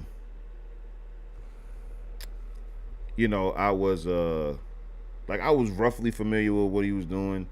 I was waiting to see like the major developments and stuff like that. I had a cursory knowledge of him. So boom, so we got we got a community note and update.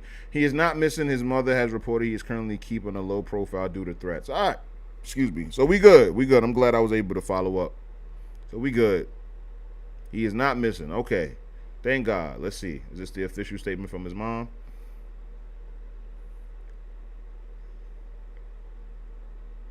Okay, so no, this doesn't sound like his mom. But yeah, so he's not missing. Said his mother has spoken publicly and done several interviews confirming that he is alive and safe and taking precautions for his safety due to concerns he personally expressed. Because I do remember him saying something like, yo, you know, I might be being targeted and stuff like that. So, well, I'm glad. I'm glad that he's okay. I'm glad he's just keeping a low profile. I wish him nothing but the best. Nothing but the best. We're gonna get the Steph tweet in a second. So yeah, well, I put this in my bookmarks for obvious reasons. Um, I tell y'all all of the time. I tell y'all all of the time, like when it comes to these people that be like, "Oh fuck white supremacy, fuck the system," and all this other shit, but like they be like the main people that like benefit from the same system that they talking about.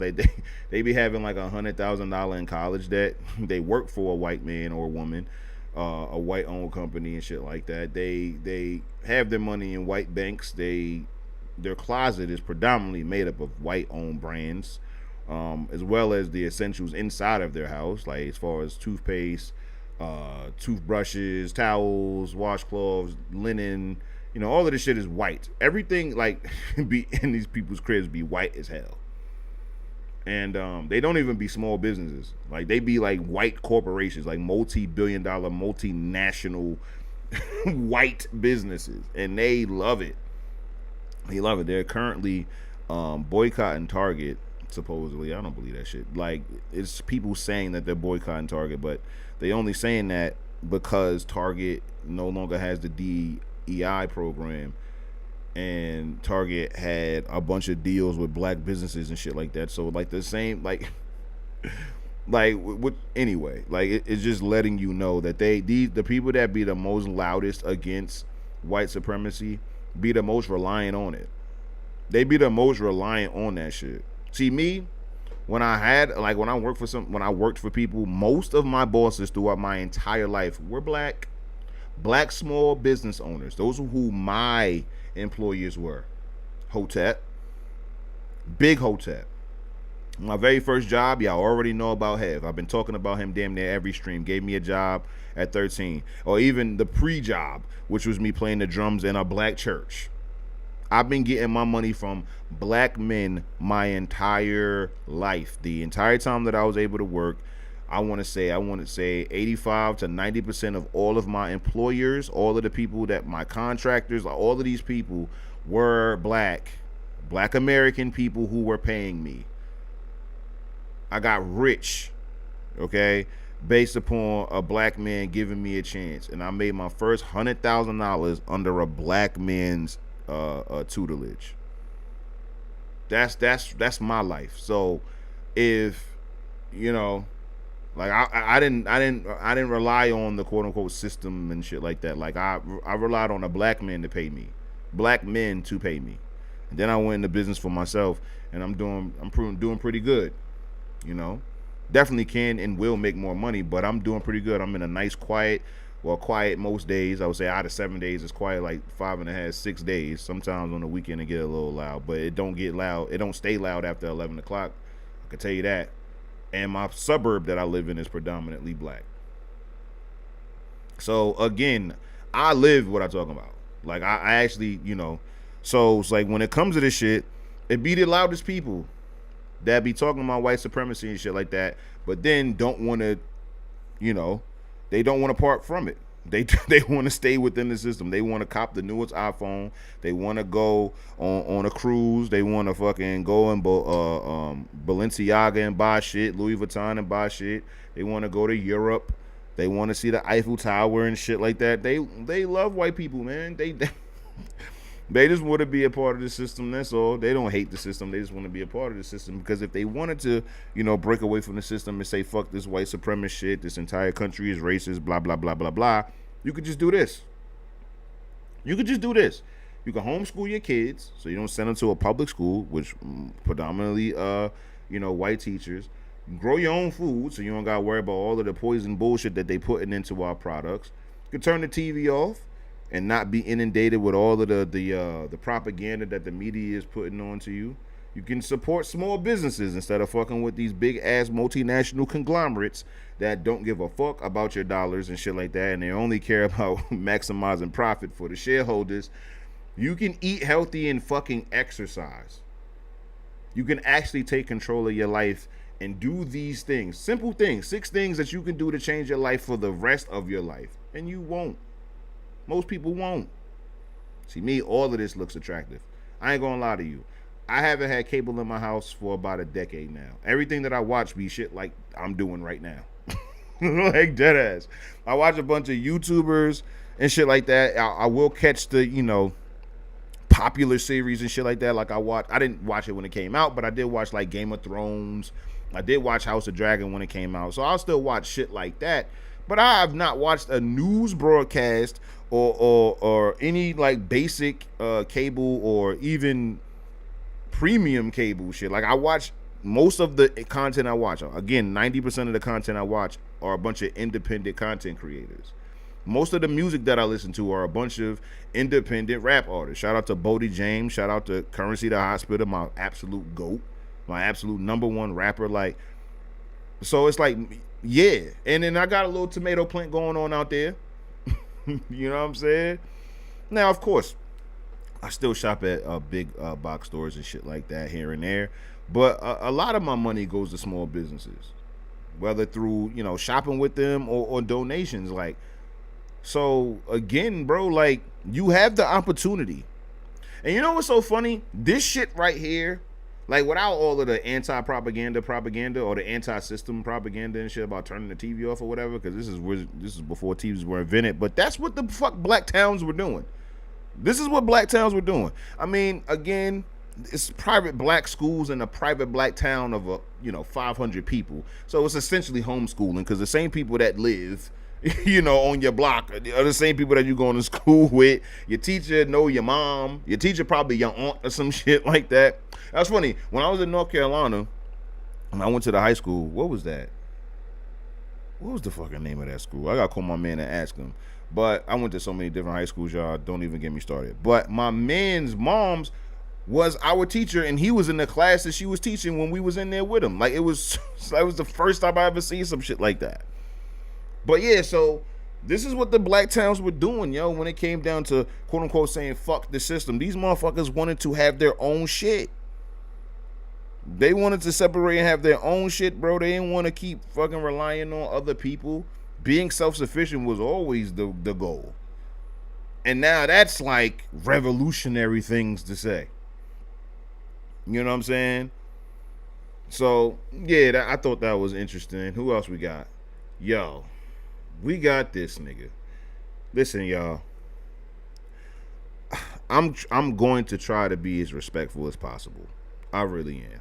I'm going to try to be as respectful as possible, because I want to believe that this nigga does have black people's best interests at heart. I want to believe that.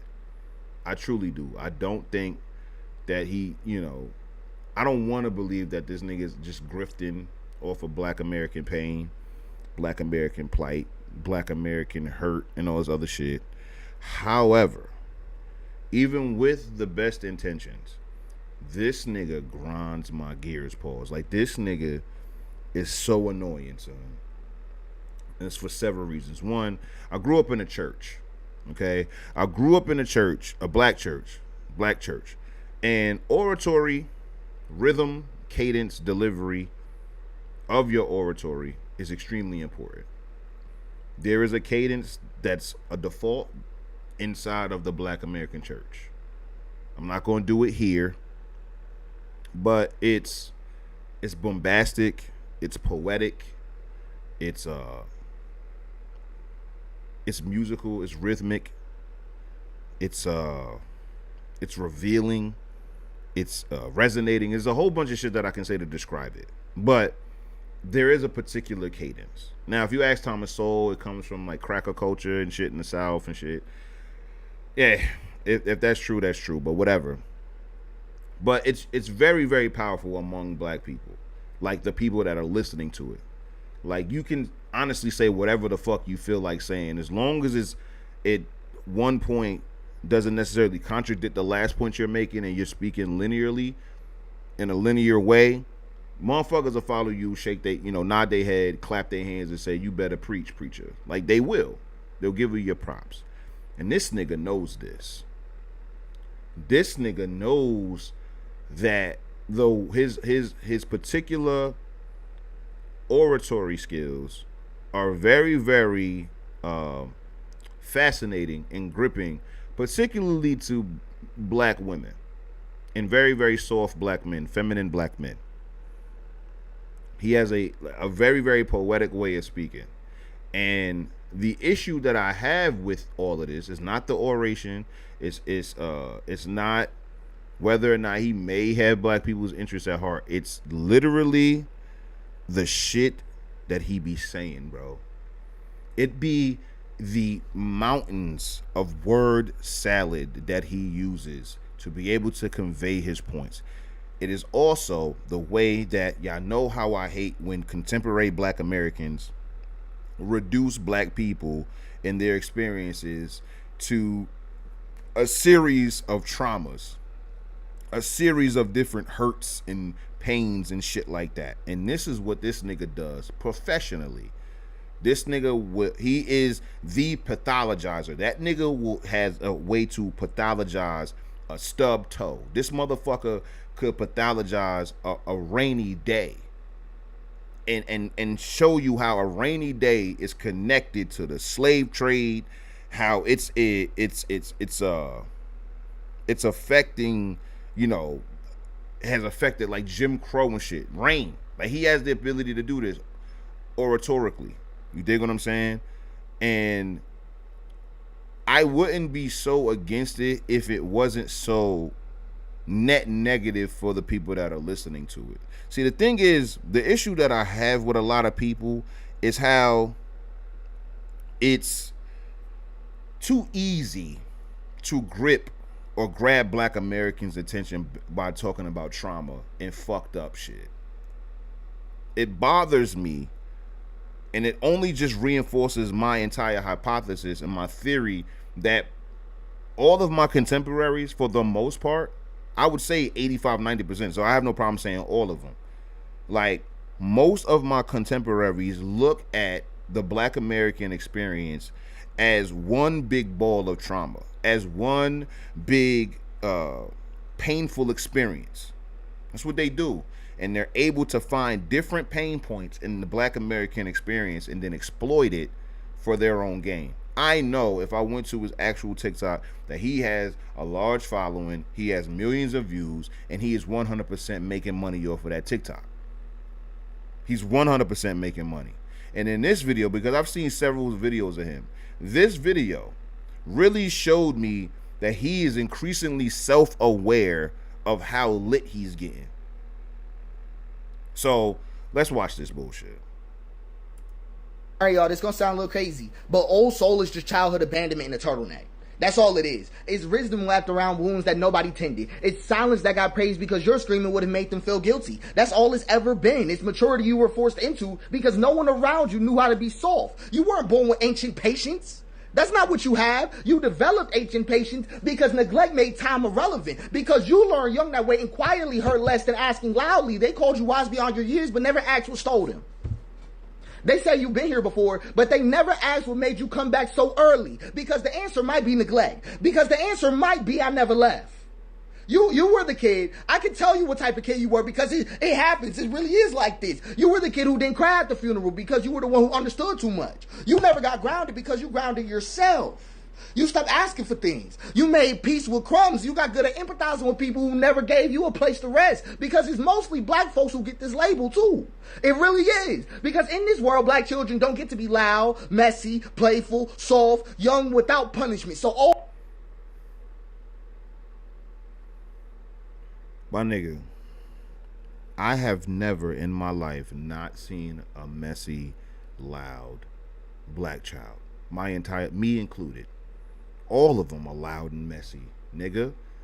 There's niggas right now that say I got an old soul. They said that shit when I was younger. I was wise beyond my... Like, this nigga, you see, this nigga has pathologized having an old soul, which has historically been a fucking compliment.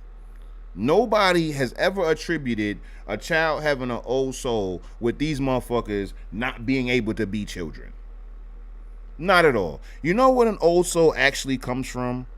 A kid being able to perceive the world around him through the lens of the people who raised them. And the closer that child got to the perception of the grannies and the aunties and your uncles and your pops and shit like that, being able to, you know, feel the music, listen to fucking Al Green and shit like that, and Marvin Gaye and all of that in your very small, you know, formative years, and you're able to now gain a perspective that a lot of other children don't have because they're focused on different things. And what he does is turns that experience, you know, you sitting up front with your dad in the car, or you having a little bit more resolve as a child to where you don't have to fall into yourself every time that you're upset.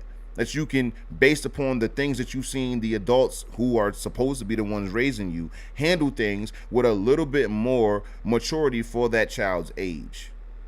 This nigga is over here pathologizing it as it was a way, the only reason why this was a thing was because you were neglected by these same adults. So please fucking tell me how you're able to get an old soul and no old people give a fuck about you. How is it that you're able to have an old soul and all of the fucking soul that's old, none of the old souls give a fuck about you?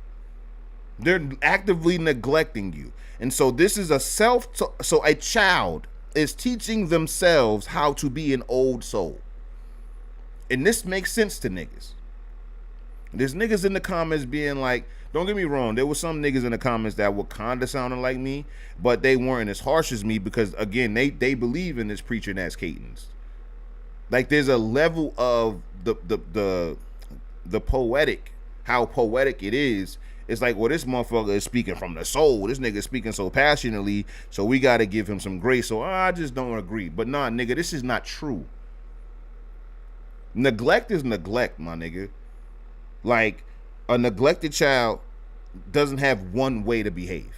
So I agree with you there. But you're not going to demonize something that we have always lauded in our children because it's so rare. It's not like every fucking child is running around being an old soul. And it's not even predominantly because of neglect. Because the foundation of having an old soul in the context of we using it historically is, again, being able to copy and mimic the adults in your life. That's what an old soul is.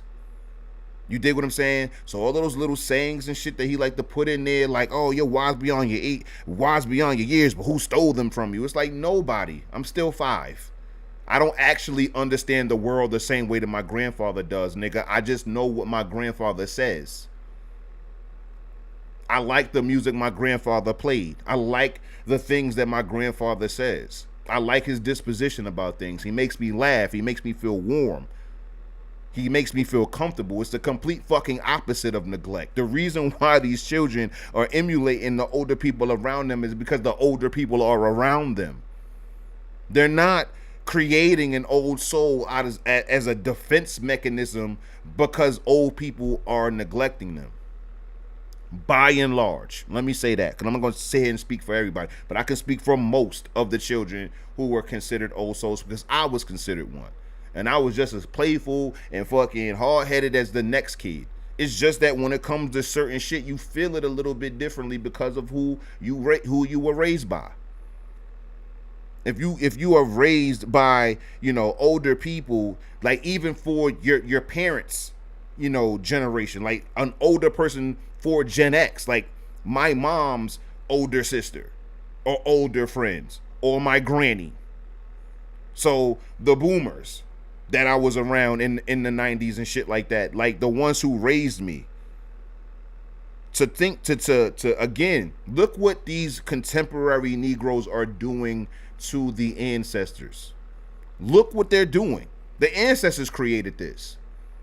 I don't even know about no white people even talking about an old soul. I'm pretty sure they had something equivalent, but I only know of Black American old soul children. That's all I know. You dig what I'm saying? I'm pretty sure they got them in other cultures too. I'm more than sure. But in the Black American context, no, man. We have to stop doing this. We have to stop pathologizing Black American life as just another series and events of trauma, pain, hurt, destruction, death, and mayhem. Like, we have to stop doing that. We have to stop making the Black American experience synonymous with endless plight. That does not fucking happen, bro. And the reason why this shit is so egregious is because of all of the ways that he tries to describe this shit. So let's keep listening. Old soul becomes the reward for being broken quietly. So we can be honest right now. It's how they made neglect sound poetic. Irony. Irony. That's exactly what old soul is. When your coping mechanisms dress nice and your sorrow doesn't stain their carpet, when your drama comes with a warm tone and soft eyes, they never ask why a child's eyes don't flinch no more. They just call it grace. But grace without rescue is not spiritual. And I just want you to get this through your head. It's abandonment in a pretty frame that you hung on your wall and called identity.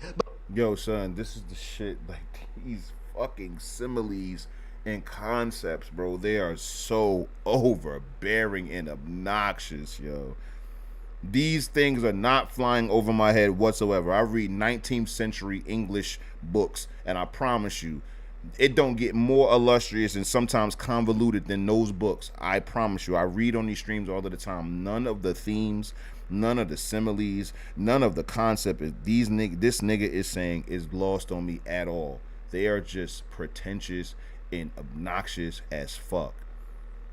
Like, it's like, yo, son, you know what this reminds me of? Do y'all remember on the timeline when, like, I want to say around the same time all of this fucking Black Lives Matter shit, which, again, remember, class, cultural Marxism, it was all through that shit. We can see that. But don't y'all remember about 10 years ago to now, where every holiday season you had a bunch of motherfucking young millennials, older Gen Z motherfuckers hopping on the timeline and it being fucking rewarded by older millennials and shit like that when it comes down to like the holidays and your family come around, and now it's time to tell your granny off, tell your uncle off, tell all of these different family members that you fucking internalize all of these feelings for off, and then reporting it to the timeline, being like, oh, my aunt, girl, why you got your hair done like that? Me. Auntie, why the fuck you got 3 husbands? It's like, or why you on your 3rd husband? It's like, yo, you talk like that to the elders? You talk like that to your aunt because what?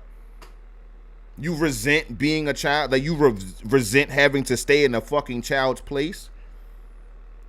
Like, it was all about being able to show the elders and the adults that raised you, nigga, that gave a fuck about you. Okay? And I'm not sitting here saying that family don't do fucked up shit to family. Obviously, they do. However, when it comes to the examples that they're giving, they're only giving examples just to be able to pop shit to their elders. That's it. They don't actually give a fuck about any of the issues for real. They just want to be able to do it. And it's oddly familiar when it comes to these little white kids, white millennials, and white Gen Zs who do the same thing, but politically. They do the same thing when it comes to, oh, my right-wing uncle, my right-wing aunt, and shit like that. Now you got the Hispanics in on it talking about, oh, I'm calling ICE on my fucking Trump supporting Abuelita or Theo or Thea or some shit like that. Like, it's all of this like fuck where I come from energy. Fuck my lineage, fuck my background, fuck granny, fuck my aunt, fuck uncles, fuck all of these different people because I'm my own fucking person and I got all of my personality from my college campus or the TikToks and shit that I be scrolling through, not giving a fuck that all of y'all sustained my life my entire childhood. That without all of you adults, I would not even be the person that I am today or be here today. It's all about saying fuck the family. It's all about saying fuck legacy. It's all about saying fuck tradition. This is what they want you to do. They are actively saying fuck history. Real shit, bro. I'll get to the chat as soon as this video's done, but this shit is fucking crazy. But it was just you being quiet enough to not scare the adults. So being quiet enough to scare the adults, to not scare the adults. What fucking adult is scared of a child? Like, listen to the words he is literally using. This is what I'm saying. When it comes to word salad people, they want you to hear the words, but not listen to the words. Listen to what this nigga is saying, actually. So the truth about an old soul, right? This whole concept is that you're not even an old soul. You're a disinherited one. You're just an adult in every room you're entered because the real adults outsource their tenderness to you. You're the adult in every room you enter because the adults remove the tenderness. You didn't get no love, no tenderness, no close. And this is the face that this smug nigga makes every time he thinks he drops one of these fucking bars. And it doesn't, my fucking critiques of this shit don't fucking matter because he has a bunch of people, thousands of people telling him that he be preaching in his comments. So trust and believe, my critique of this nigga ain't about to make a dent in this shit. But as far as what the fuck I stand for and how I am watching my contemporaries actively shit on their ancestors, directly and indirectly, I gotta at least let y'all know how the fuck I view these types of things. This is anti-ancestor, just so y'all know. This nigga is 100% anti-ancestor because, again, when I be saying that, yo, contemporary black Americans be looking at their ancestors like a bunch of feeble-minded, backward people, this is what the fuck I am talking about. This is what I am talking about. They compartmentalize, they reduce the ancestors to a bunch of backward, abusive, neglectful people. That's what they do. This nigga thinks he's preaching to the old soul child. And don't get me wrong, in this shit, he had because Conscious Lee, as of course he's fucking black people, are we not ready for this conversation? Like, of course you want to have these trauma-filled ass conversations because that's the only way to be a man to these niggas. If you a fucking bleeding heart all over the goddamn internet. If you a black man and you want to be respected by these types of niggas, you gotta be the most vulnerable, emotional nigga on the face of the earth to actually be considered a real black man. If you are a stoic black man, you are somehow holding in a bunch of oppression and holding in and internalizing white supremacy, and you need to feel and all this other shit. They want you to be as emotional as possible because when you're emotional, you get fucking swept up in bullshit like this. You get lost in the pimping, and that's what they want you to do. And you know that's something that we preach against here on the platform. We don't get lost in the pimping. None of the shit that I say would make any sense if I didn't have primary sources to back it. Fuck the secondary sources. But I can't tell you about 1880 without giving you something from 1880 to make it make sense to you. I gotta show you primary sources for that very reason. These motherfuckers be talking about contemporary ancestors, you know, people that was, you know, born in the 40s and 50s who died. Generation of people that's still alive for real, and they shitting on them. He don't give a fuck about 1880. He don't give a fuck about 1910. He only give a fuck as far back as, you already know how black American history is, to the 70s. That's all he give a fuck about. Maybe the 60s because of the civil rights movement, but anything before that is irrelevant to these niggas. And that's the reason why they think, because I remember another one of his videos, he literally was proposing black Americans like get back to nuclear families, and it's like, what the fuck are you talking about? Get back, like, or get no, he didn't say get back, like get to having nuclear families, and the because he was word salading the whole shit. These niggas think that he was actually proposing something new, and it was just black men and black women coming together, raising their fucking kids in their house. Something that we have been doing for hundreds of years, literally. So it's just like, again, bro, this is just it's all vanity to me. I see through this because I am not emotional about my experience in this country, my ancestors' experience in this country, or my immediate elders. I am going through growth. I am going to go through my own version of hell while I'm here. I'm going to have trials and tribulations. I'm going to have things that are going to hurt me, make me cry, have me fucked up, all of that shit. But that won't make who I am. That won't define who I am. It'll only be things that in my testimony, I'll be able to speak and say, yo, I was going through a rough time.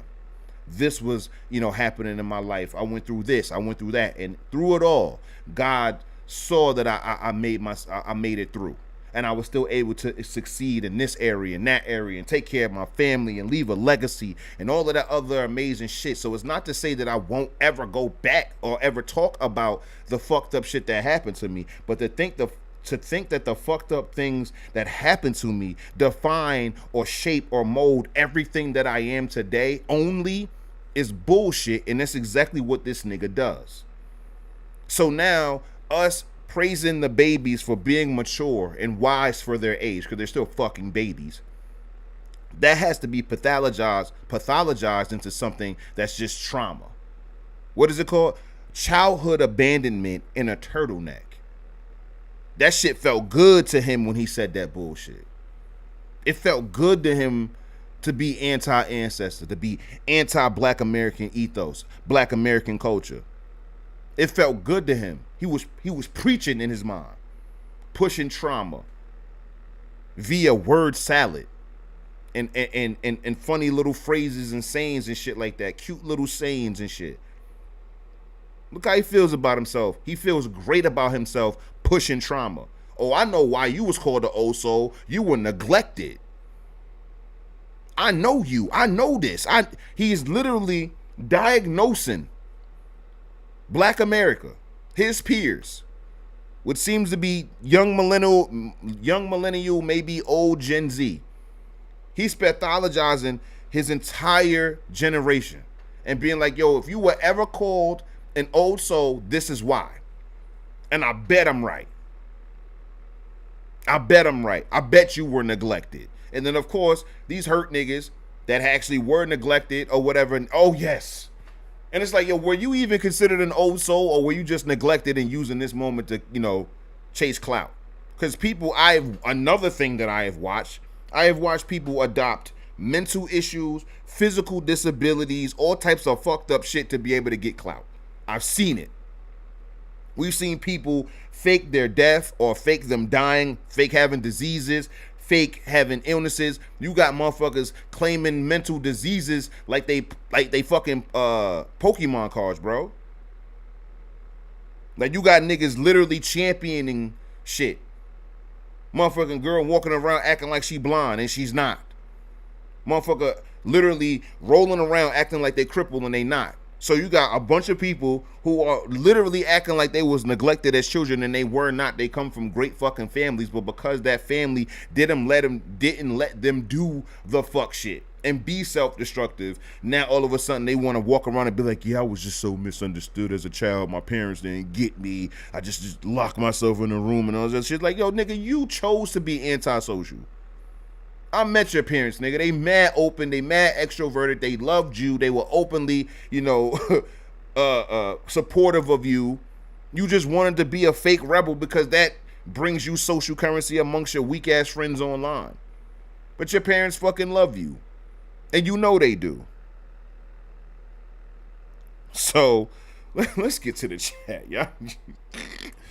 Let's see. We're going to finish the video. Sammy says, well, don't you agree at least on that point? Example, you would promote homeschooling rather than public schooling, which does remove the tenderness a mother gives a child outsourced to public schools. Oh, you talking about him? Not that his ilk would ever promote homeschooling. So again, as you stated, it's vanity. Oh, so that was a question to me. So it says like, what? Well, don't you agree that it? Don't you agree at least on that point? You would promote homeschooling rather than public schooling, which does remove the tenderness of a tenderness a mother gives you, outsourced to the what? I don't know, Sammy. I don't know if you're asking me, if you're asking him. I'm with homeschooling. I know you're not saying. Yeah, maybe I'm just reading it in the wrong context because I read every word and I understand what you're saying. I just don't know what context you're saying it in. The watcher says his appearance is neglected. He literally is projecting. Yo, listen, I'm not gonna hold you. I got my own thing about him. Like, I honestly think that this nigga was a dweeb in school, an absolute dork in school, and nobody really fucked with him. I don't think he really had that many friends, and if he did, they were equally uh I think they were as pop, like they just weren't the popular kids. They were a bunch of nerds. He gives me anime. Like he's given anime. He's given chronic masturbator for sure. You know what I'm saying? Like I'm just keeping it gangster. Like off of his appearance and like the nigga got sheets for curtains. Like his setup, I'm not gonna hold you, is really not giving confidence. It's not giving, you know what I'm saying, like you stupid watcher. But like it's really not showcasing any of the conviction for real. That's the shit. Like I don't believe you. I just think that you're just fixing a bunch of word salad every day. You're writing because these are all scripted. And I'm not hating on them because I script not my streams, but I outline my streams. Well, not really. I just bookmark shit that I want to talk about. But my scripted videos are obviously scripted and shit like that. And I take my time making sure that I'm conveying the message that I'm conveying. So I'm not mad that he's scripting these fucking videos. I'm mad that he's very erratic. I'm mad that he's using his oratory talents to demoralize black people by making them have pride in their demoralization. Have pride in being able to connect with other people via their childhood trauma. I think that's very dangerous. I think that's also very disingenuous of this nigga. And I think that now that I'm speaking this shit out loud, wouldn't this be the best person to do that? The fucking dweeb in school? The nigga that never got any motion, any attention from his peers in real life is now able to connect with all of the motherfucking outcasts. You feel me? Like he can connect with all of the people that walks around feeling down on themselves and shit like that based upon whatever factors, their family, their environment, themselves, and their own fucking decisions that they made and shit like that. Like he is a dog whistler for people who clearly want to blame the world for how they are. There's resentment. You feel me? It's resentment. It's societal, cultural, communal, environmental resentment. He yes, just like Watcher said, like he looks like he was neglected. Like he looks like he was an afterthought. He looks like he was not important to anybody. And I think he's just projecting his hurt. I think he's just projecting his pain. He's pathologized himself and needs you to feel the same way he feels about himself, about yourself. He needs company. And who needs company the most? Who needs company the most? The miserable. He needs as many people to be as miserable as him because misery loves company. It makes sense. And I've only thought about this shit as I'm speaking to y'all. Like, dead ass. Like, it's very clear that this nigga wants people to be as miserable as he is. And the only reason why people don't peep it is because this nigga is saying it in a poetic, preacher-like way. But if you think about even preachers and shit like that, right? They use that oratory to be able to uplift, motivate people via the Bible and all of that to believe in God and know that God got something for you, pie in the sky or blessings coming your way and shit like that. But this nigga is using that shit to trauma bond with the internet, to trauma bond with a bunch of strangers on the internet, because America, it has no shortage of trauma. Black Americans don't have a shortage of trauma. It's a it's a well that you can always tap into. And he knows that. He knows that he can tap into that well at any time and be able to get validation and be able to, gain camaraderie with people, not knowing that all he's doing is spreading more misery. That's all he's doing. All he's doing is spreading even more misery. That's what he wants. He wants people to believe that all of this shit is just one big series of trauma. That's what he wants. So let's finish. Oh, we got more in the chat. Bro, that setup and his look is the new D-Ray blue vest. It's the new costume. For sure. For sure. Did I miss any chats?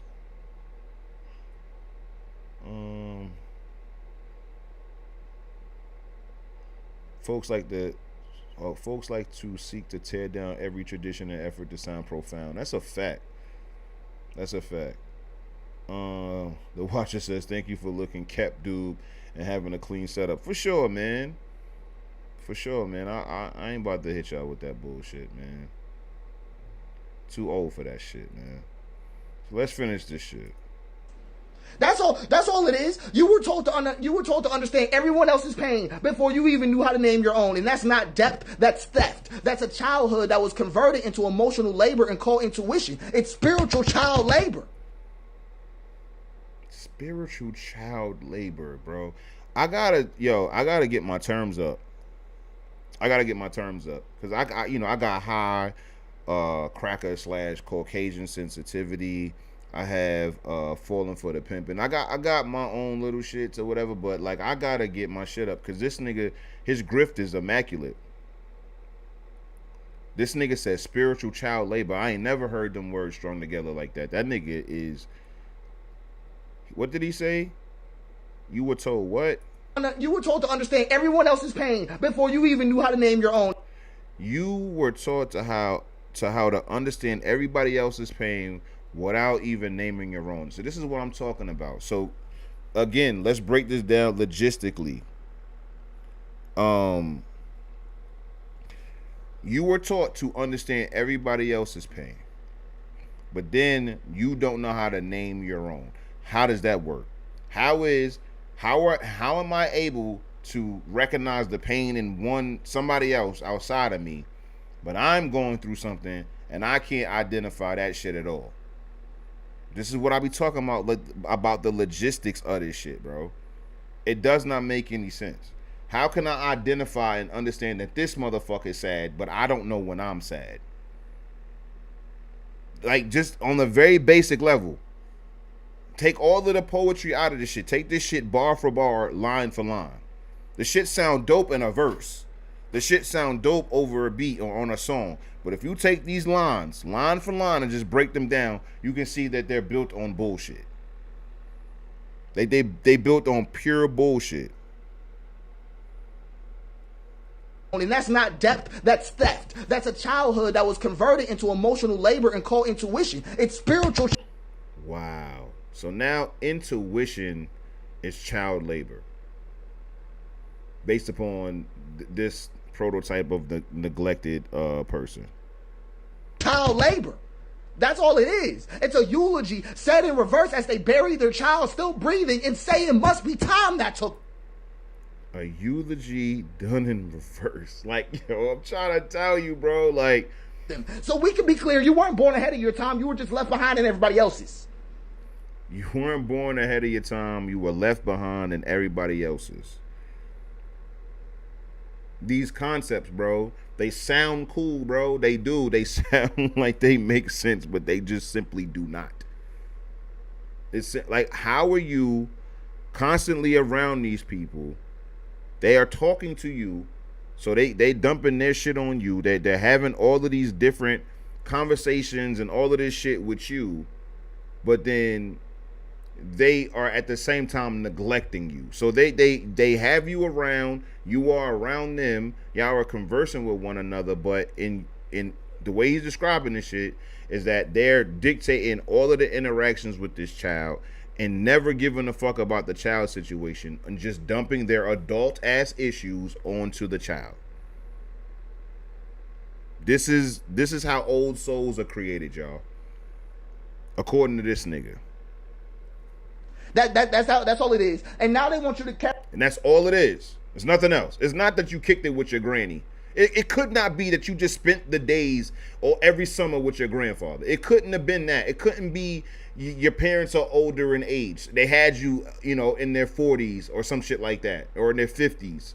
You dig what I'm saying? And they're just older people, and that's just how they raised you. It can't be that. It can't be anything that has anything to do with love. It has to only be childhood abandonment in a turtleneck in order for this shit to make sense. And that's the reason why I am pushing back on this shit on a general and in a general sense, because it's like, yo, he's speaking so literal and absolute about mature kids. Like, you had to have been traumatized in order for you to become mature. Like, I want y'all to see what the end goal for this shit is. It's like, yo, you weren't an old soul, you were neglected. All of your family has been celebrating you positively about how mature you've always been, how you've always regulated your emotions, that you were always pragmatic about things. You didn't fly off the handle. They praised you for being mature. And then you got this dweeb ass nigga telling you that, nah, all of that praise is fake. It's all a facade. They tell you that you're wise beyond your years, but they don't tell you that they stole those years from you. They stole your youth from you. And you don't remember that at all. I don't remember that at all. I do not remember that at all. I do remember listening to the fucking Whispers, though. I do remember listening to Anita Baker. I do remember listening to Marvin Gaye. I do remember listening and watching old movies with my mom and my granny. I do remember, kicking it with my grandma and all of her brothers and sisters. I do remember kicking it and snapping peas and shit like that with my granny and chopping up greens. I do remember, like, preparing meals with the elders in my family. I do remember my elders telling me to sit up straight, stop chewing gum in church, pull my fucking pants up around my waist. I do remember the lessons that my granny and them told me. No neglect, though. If anything, it was the complete fucking opposite. They wouldn't leave me alone. They were always in my face. That's how I got the old soul. From old souls, nigga. Neglect and a turtleneck. Carry that like it's a compliment. Like it didn't cost you softness. Like it didn't take your play. Like it didn't replace your... Hold on. This nigga has an issue with hardness and softness. Pause. I don't know what about the human condition. I don't give a fuck what part of the human history you talking about, where it behooved humans, regardless of race, to just live this soft life, to not have some type of callus over your body for protection. That's what callus are created. You get callus on your fucking hands and shit like that to be able to protect your skin, to be able to protect your body. You're not supposed to be walking around being this big, squishy, vulnerable human all day and every day, because if you are, you're going to be susceptible to shit like this. You're going to be susceptible to that whole rant about Black Lives Matter that I'm talking about. You being a fucking ball of emotion all day, every day, man or woman, is not going to help you at all. I have never seen a successful person, whether through riches, having a family, whatever. I'm not talking about just materials or wealth. I'm talking about spiritually, motherfucking mentally, psychologically, in every shape or form of how one can be successful. I have never heard a person say, you know what the secret to all of this shit is, bro? Being as soft as possible. Being softness. That's the key to this shit. You want to get that motherfucking job you've been thinking about? Softness. You want to land any type of relationship between your family and shit like that?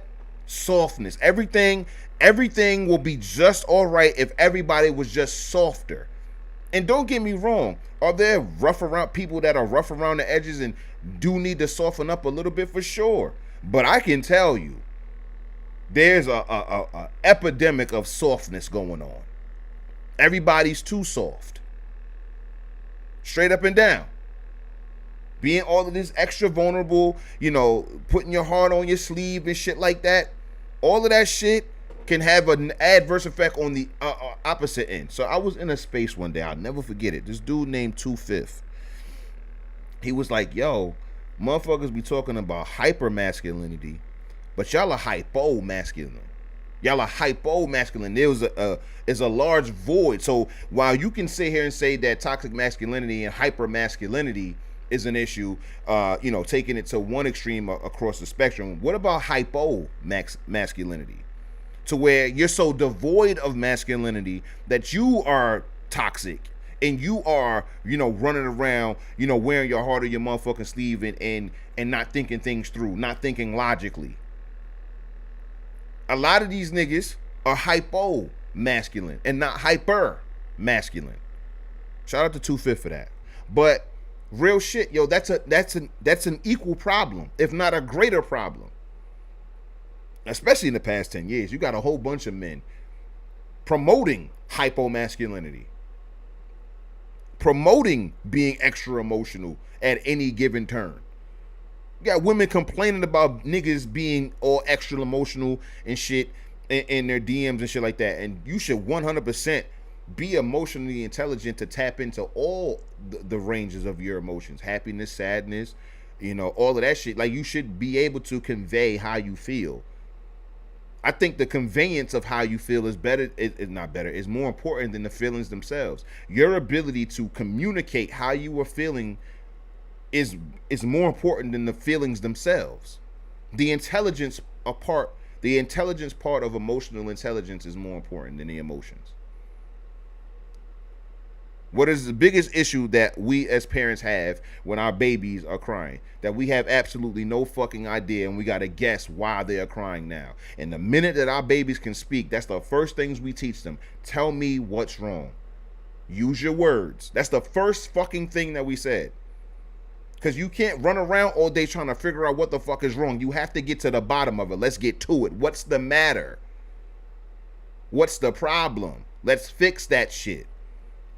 And the better you are at communicating these things, the better you are going to be able to handle these things. And this is also applied to the old souls, because he's talking about them being able to regulate their emotions is somehow a lack of softness and shit like that, which is whatever, is that if that's how you want to conceptualize it. But this is the same attributes that allows these people to navigate the world in a much fluid way than these niggas. Because all they do is look at the world through trauma, as you can see. So the same person that you're pathologizing, I have a tough time saying that word for some reason. Pathologizing, these people, they are actually living more fruitful lives than you. You the one in your bedroom with sheet curtains complaining about being an old soul in your late 20s going into your 30s, bro. It's late. It's over for that. But now you got an audience, so you want to be able to make these same people, these other equally miserable people, feel good about their misery. And that's what these videos do. So let's get into it. Your giggle, your smile was softness. They called you an old soul, but really all you were was a premature ancestor. He think he be cooking with these shits. And they be quoting him in the comments. So far be it for me to say he not cooking.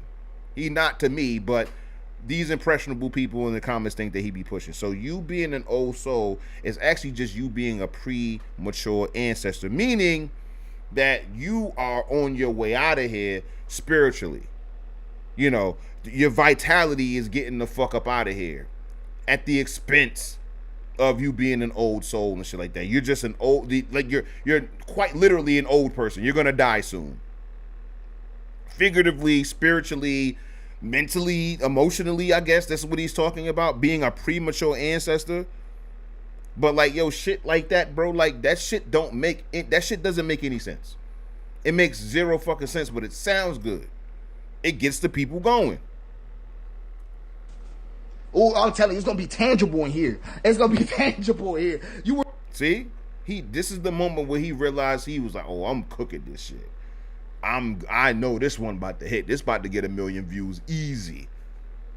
I know because like motherfuckers say old soul all of the time, and I have successfully pathologized that shit in the most bullshit way possible. And you can still see the numbers going up while we've been talking.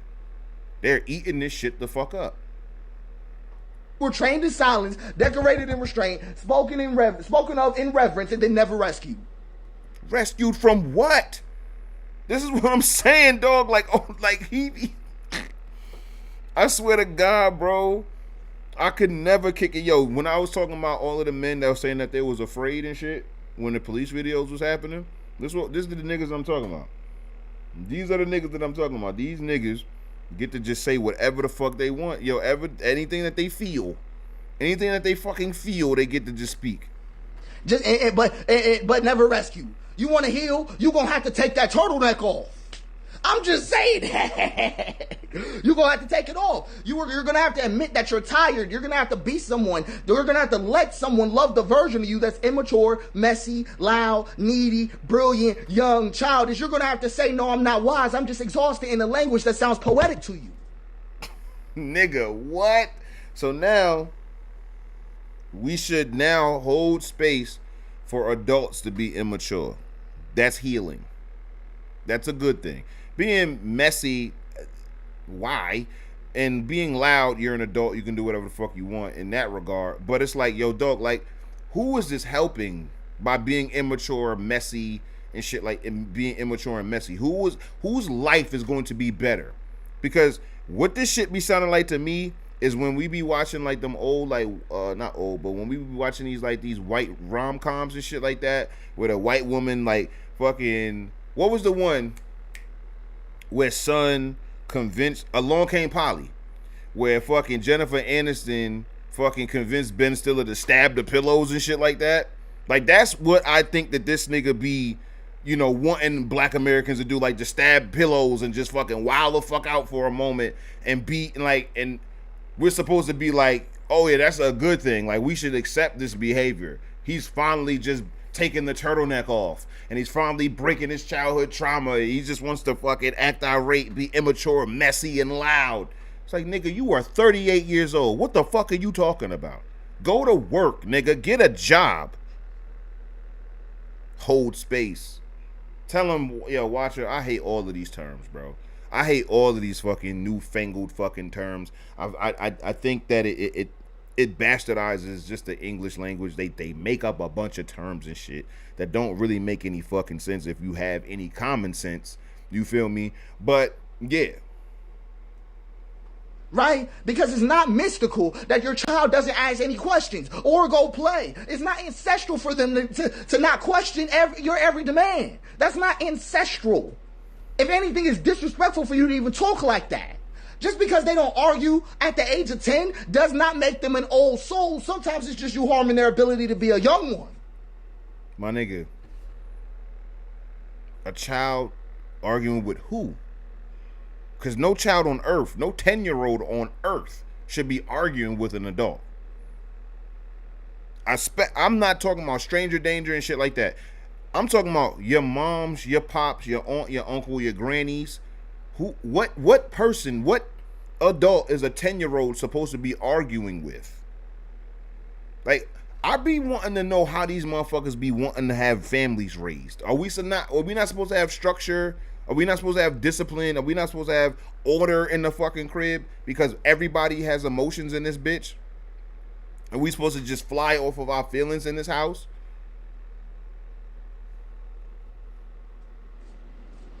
I'm like, this is a tough thing because a lot of people get called an old soul and don't really understand what's happening. It's not cool. It's actually not cool. It's not cool. It's not cool, he says, being called an old soul. A black American tradition has been, a black American tradition that has been used as a compliment for our youth historically has now been, it's been deemed not cool by a random nigga on TikTok.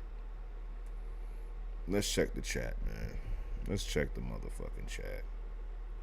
We gonna get to the archives. We gotta fucking clean the palate. We gotta cleanse the palate from shit like this. We gotta tap in with the ancestors for real.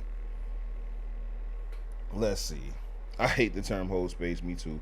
Men aren't supposed to ball up crying. Heard a preacher say to me, "Weep, don't wail." They're framed men. Their framed men are to comport themselves in order to be the foundation others depend and lean on. That's a fact. That's a fact, bro. Like, you are the rock, bro. Like, you are the person. This goes back to what I was talking about when it came back to them Black Lives Matter days. Who told you as a man that it was okay for you to be publicly fearful in front of women and children? Like, these are the niggas, you know what they remind me of? That nigga from Titanic that was lying, that he had a child and all this other shit to get on the boat. Rose's husband and shit like that. Being a ho-ho. Like, literally acting as if he had a child and he didn't. And he wanted to get on the boat with the women because he was afraid. It's not your place. We've historically always made sure the women and children were safe. You know why? Because we are the brave ones, nigga. We are the ones who do not or cannot afford to sit around and be in our feelings all motherfucking day. We have to act. We have to do something. We have to solve things. We have to help. It is on us as men. That's the fucking thing. You feel me? Like, that's the whole fucking point, bro. The entire fucking point.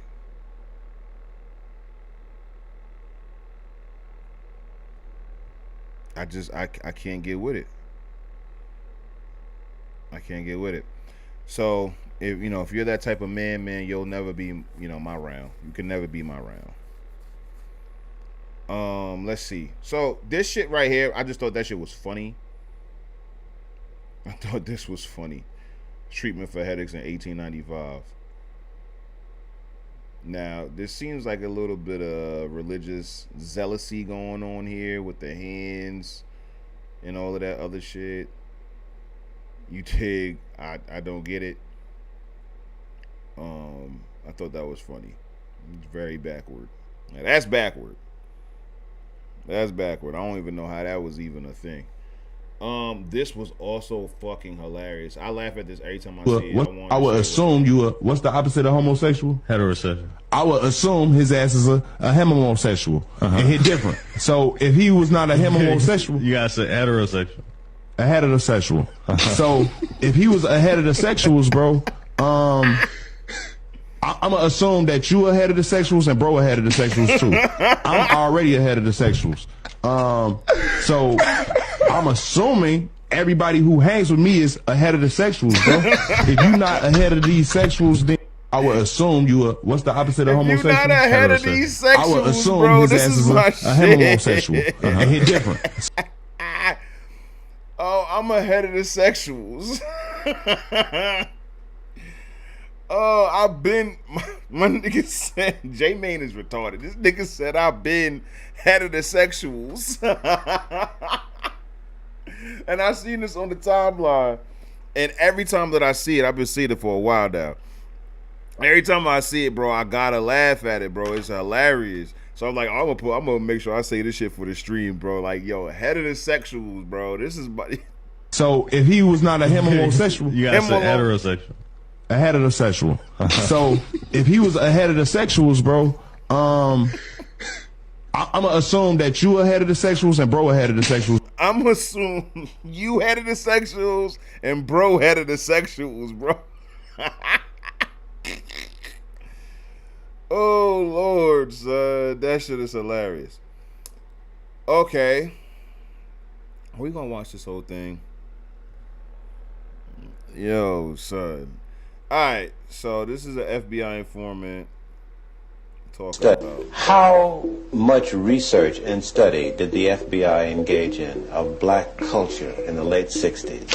A great amount. Give me an idea. From the thing is, I can.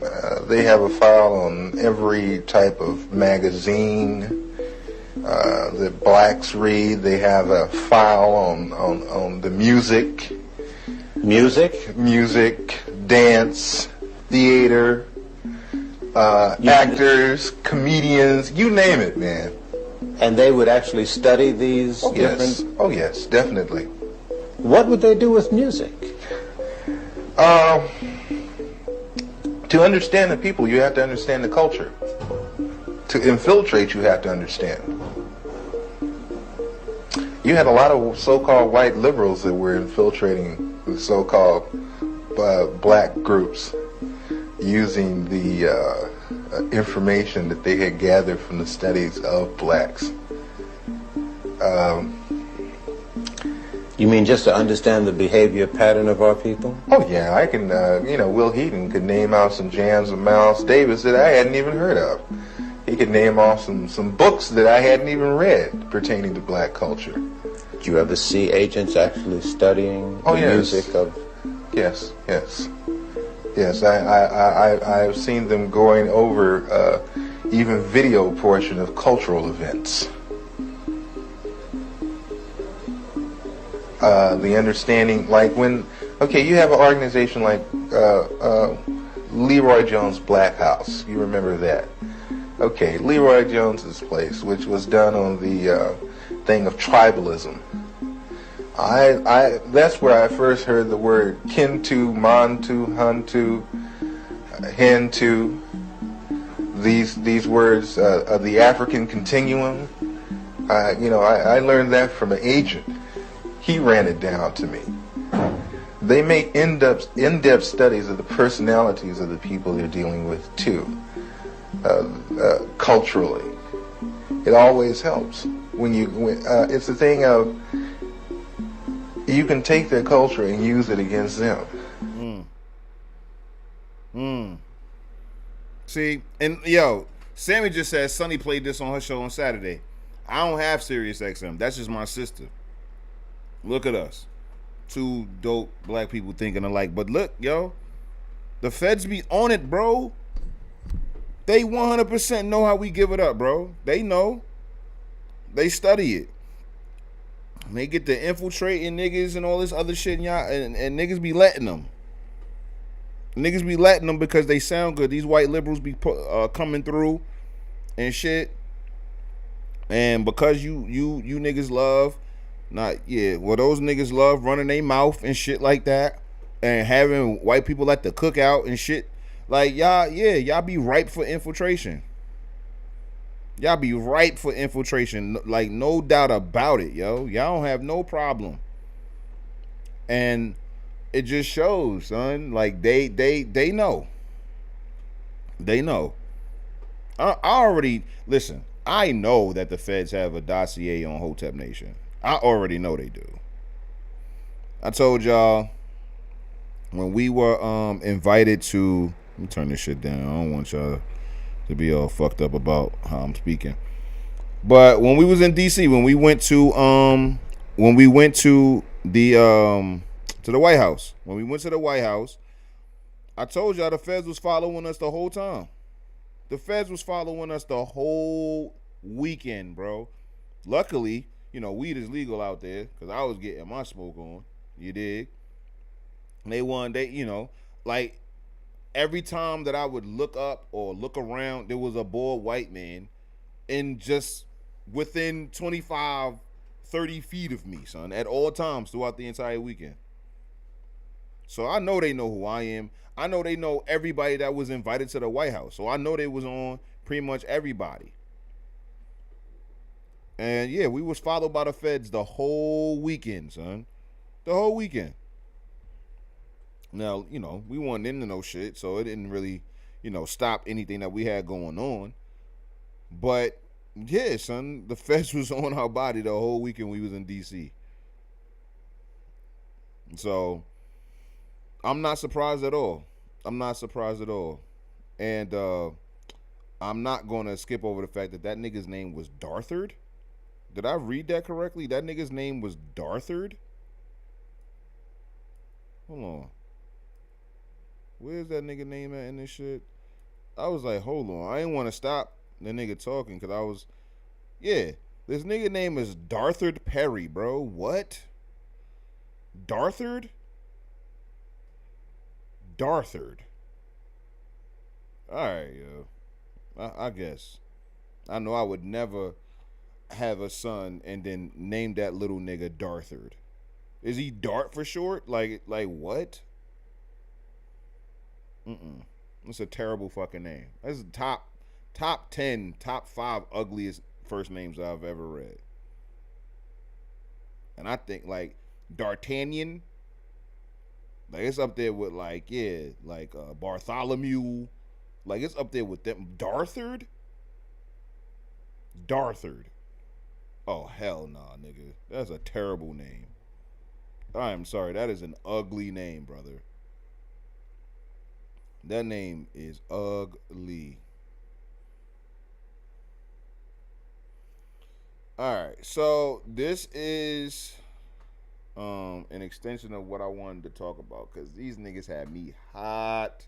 Because it was so funny because we just had the conversation about Black American towns and doing a breakdown of episode 2 and all of that, right? So let's listen to this nigga. Think we won't pull up in Sundown Town, huh? Bitch, well, we pulling up in Sundown Town to show them motherfuckers what the real Sundown Town is. Fuck Sundown Town. Who the fuck say we can't pull up in that bitch after dark? Nigga, we is the darkness, bitch, and we pulling up in Sundown Town when we drain Oscarville. When we go down there and drain Lake Lanier and free our people, bitch, we walking through Sundown Town. And we gonna see what they talking about. Cause I don't believe in that bullshit Sundown Town. Oh, you niggas can't be in here after dark. Who the fuck is you? Huh, Sundown Town? Cause I'm coming to your neighborhood. Pick-a-boo, bitch, I see you. Yeah. I want you to hear this shit. Pick-a-boo, bitch, I see you. I'm coming to Sundown Town. I told you, Lake Lanier will be drained and all the ancestors will be free. And we gonna walk through Sundown Town. Think we won't pull up in Chat. Now, we just watched a federal agent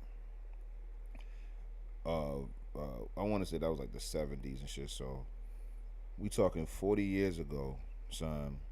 Tell us, like, yo, the feds is on everything. As far as Black America is concerned, they on everything. And this nigga, in the year of our Lord, 2025, thought it was a wise thing to do. Thought it was wise to hop on the motherfucking internet and tell people with his face in the camera that, yo, I'm going to sundown towns and I'm looking for all of the trouble. I'm looking for all of the smoke. Apparently, he plans on draining Lake Lanier. Not against that. But he's going to be walking through and coming through sundown towns. And he's obviously, expecting a fight and shit like that. And he thinks that this is a wise strategic move. And this is, again, what the emotionality of that younger nigga was doing. This is just that in a different form. Being overly emotional. First of all, it's 2025. I don't even know why the fuck we're even talking about sundown towns. Real shit. I don't know why we talking about sundown towns. This is just another instance of many instances where niggas are using the life and plight of the ancestors against us or, to get clout and shit like that. So we talking about sundown towns in July of 2025. That's automatically like weird as fuck. Then you gonna say that, yo, we coming out that bitch, peekaboo, I see you. You feel me? We about to be walking through the neighborhood and shit like that, and I dare you bitches to do something. It's fucking ridiculous, bro. Cooked. This is how to fit. Like, it's mad easy. Like, niggas' dossiers be like easy to compile now. Motherfuckers had to like literally infiltrate these groups, and now you niggas is snitching on yourselves on the internet.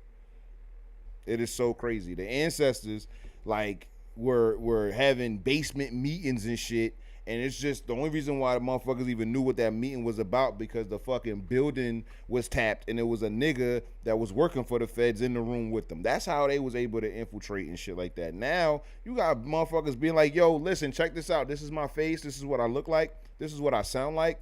These are my tattoos. These are all my, features and shit that will make me, you'll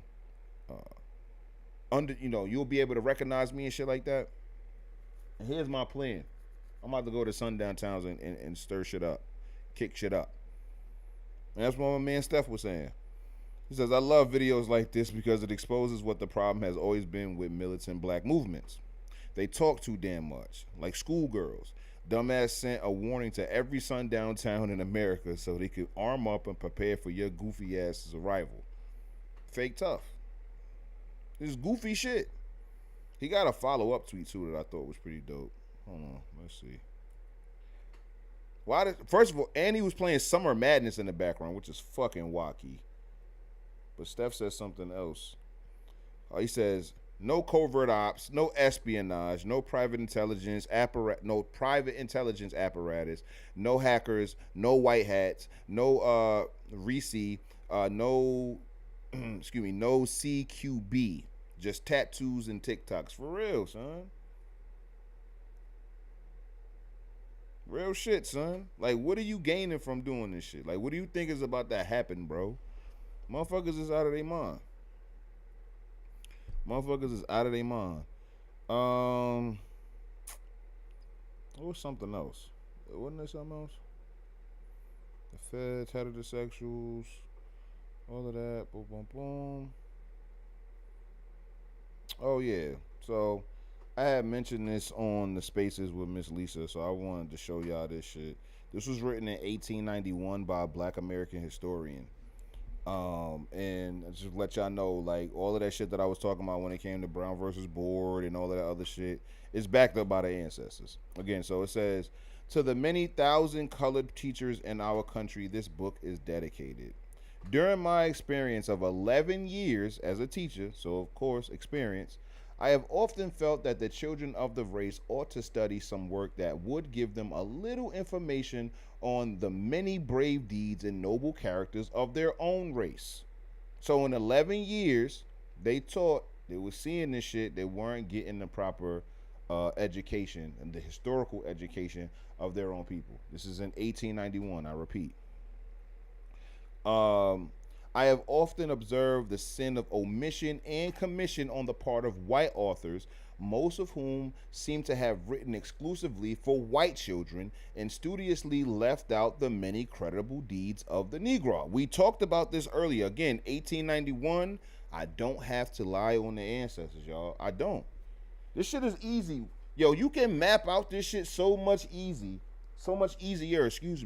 when you are just getting it directly from the same people that it happened to. When you get messed up in the historical narratives, when you start trying to fucking get this information from people who weren't the people that it happened to, or weren't the people who created it, or weren't the people who wrote it. Just talk to them directly. Get the information from them directly, and you'll get that shit no lickety split. They make it very simple and plain. They don't convolute it with a bunch of extra language and shit like that. They just say, "Oh nah, this is exactly why we did this." In the 11 years that I was a teacher, these white authors left out black people, so I felt it important for me to put it in, write these things down for black people. Very simple. The general tone of most of the histories taught in our schools has been that of the inferiority of the Negro. Again, 1891, whether actually said in so many words or left to be implied, from the highest laudations of the deeds of one race to the complete exclusion of those of the other.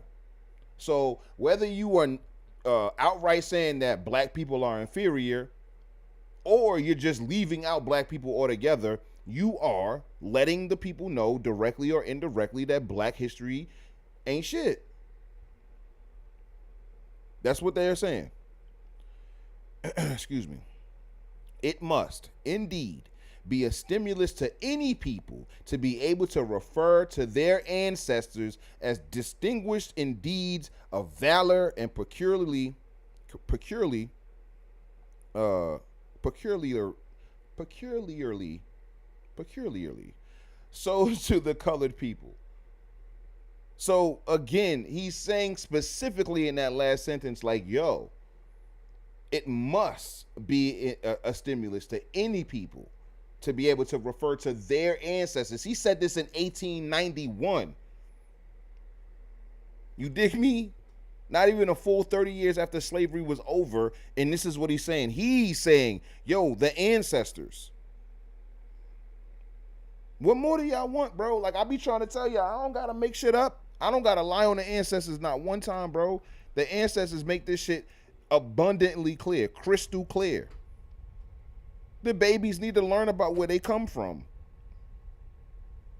They have to learn where they come from. That is the only reason why we have history, bro. Real shit. What's the next slide? Patriotism and valor under such circumstances possess a peculiar merit and beauty, but such is the truth of history. And may I not hope that the study of this little work by the boys and girls of the race will inspire them, will inspire in them a new self-respect and confidence. Much, of course, will depend on you, dear teachers, into whose hands I hope you place this book. Into whose hands I hope to place this book. By your efforts and those of the children, you are to teach from the truth of history that complexions do not govern patriotism, valor, and sterling integrity. This book was written in 1891, bro. The ancestors were extremely clear as the importance of our history. They wrote it down, bro. They said that shit on purpose. This is where we come from. Simple and plain, son. Simple and plain. So let's head on over to the archives, man. I think we've exhausted. Oh, wait. We got one last. Yeah, we gotta talk about the all-white town. Yep. We gotta talk about the all-white town. We're gonna talk about my tweet first, though. Before we get to that whole video. So Aristotle Investments, somebody that I'm familiar with. I actually used to follow him on my old page. We used to follow each other and stuff like that. But I wanted y'all to see this shit. So he says, what if blacks collectively put their money together to develop black-owned grocery stores in all predominantly black communities across America, backed by black farmers, shipped by black truck drivers, and managed by black corporate geniuses? We funded nothing but bullshit in our community like Black Lives Matter. Shout out to that. Let's fund an organization that creates pipelines like I just said. We need to follow the same structure for tech, AI, schools, etc. Until then, we wasting time putting our money everywhere else, period. So that's what he said. Which I think the first comment was. After a black man proposed, a millionaire, by the way. What do y'all think was the first comment? They will bomb you like Tulsa, Oklahoma. It never fails. Y'all think I be bullshitting, bro. Y'all think I be bullshitting, son. Like, when I tell you, these niggas as a knee-jerk reaction will just evoke pain. Will evoke ancestral pain. Like that. This man beautifully said, yo, let's vertically integrate all of our industries in America. Let's do that. He even talking about the past. I didn't hear him say anything about the past at all. He talking about right now and the future. I think the furthest back that he talks about is 10 years ago with Black Lives Matter. Other than that, he's talking about the present. I'm trying to tell you, son, like, it does not fail. Anytime a black person says, yo, let's do this, Black America, let's work together, let's do this, it's always a nigga, son, that's going to come out of the woodworks and say they're going to bomb you just like Black Wall Street. Every single time, son. And y'all can't, that's how I know y'all can't convince me that our history is not weaponized against us. Because look at the knee-jerk reaction to any time a black man or a black woman produces solutions. The immediate response, yo. The immediate response is to tell niggas that, yo, they gonna bomb us. Like, you know how fucked up this shit is? Like, these niggas think that Greenwood was bombed because black people was building shit. That's what they think Black Wall Street was bombed for. Not that black men killed 10 white men in a gun battle defending a black man who was falsely accused of rape. They think there was a bunch of just jealous white people living in Tulsa being like, yo, I just want to burn that shit down because black people are thriving and shit like that. And let it be known that Black Wall Street was founded in 1905. So what? They waited almost 20 years? They waited almost 20 years to finally strike? Why they didn't bomb Black Wall Street when it was just a fledgling? They saw them building. Why did they didn't bomb them then? Why did they wait until it was in existence damn near 20 years? Like, the logic that these niggas be using, son, is insane to me. So yeah, immediately. And this is a multi-millionaire, by the way. Aristotle, he is a black millionaire. Young, late 20s, millions of dollars. Who that sound like? SB Fuller and them, AG Gasson and them. It's always the niggas, again, what did I say, the three groups? Commercial, professional, and industrious. These three groups, they propose solutions, create different programs and shit like that. He got different wealth building programs for black Americans right now, teaching them financial literacy. It's niggas that's actually putting in the work, being told by niggas who sit on their fucking asses all day, telling you that they would bomb you like Tulsa, Oklahoma. Fan of the art says extreme PTSD. That's bullshit. I'm not saying that you bullshit, but that shit is not PTSD, bro. There is no motherfucking PTSD with you internalizing the shit that your ancestors went through. That is not PTSD. That is you being a fucking bum. You feel me? Let's see what else somebody said. Look, y'all just as for openly being racist back to whites, there's a whole continent that has all that you talking about. But we know you hate them too because you've been brainwashed and never knew a nation that loves you and how to work hard for it. I don't even know what the fuck this person is trying to say. That's crazy.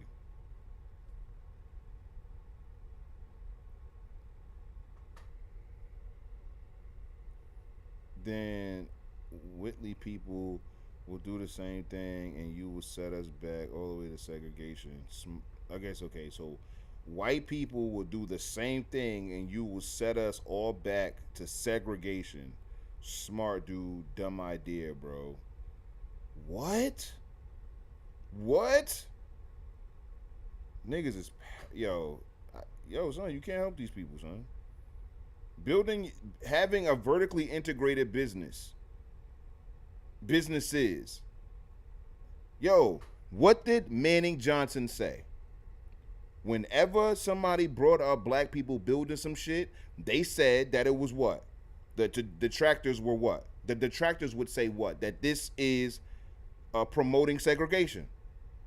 Do y'all not see how I be calling this shit, bro? This is out of the communist thoughts. And I'm not gonna say playbook. This is just the communist thought. This is what the communist Manning Johnson, a former communist, told us. That's exactly what the pro-integrationist was all about. By framing black shit, black neighborhoods, black businesses, specifically black things as promoting or pushing segregation. And we know we don't want that. That's the logic. If black people are independent of white people or anybody else, we are promoting segregation. Everybody else gets to have a Chinatown, has a Little Italy, has all of these different places and shit like that, and all of that. But a black person does it. Manning Johnson used to say that they would call it a ghetto. And then if black people were to, promote shopping with black businesses and shit like that, they would say that you're promoting segregation, bro. Everybody else gets to favor their own economically. Everybody else gets to, promote shopping with one another and shit like that. But when black people do it, now all of a sudden this shit you promoting segregation. It's fucking ridiculous, yo. White and black people, because as you can see, this latest bullshit, these motherfuckers is crying over these white people moving. So shout out to all of the new followers and new subscribers. Where we at with it?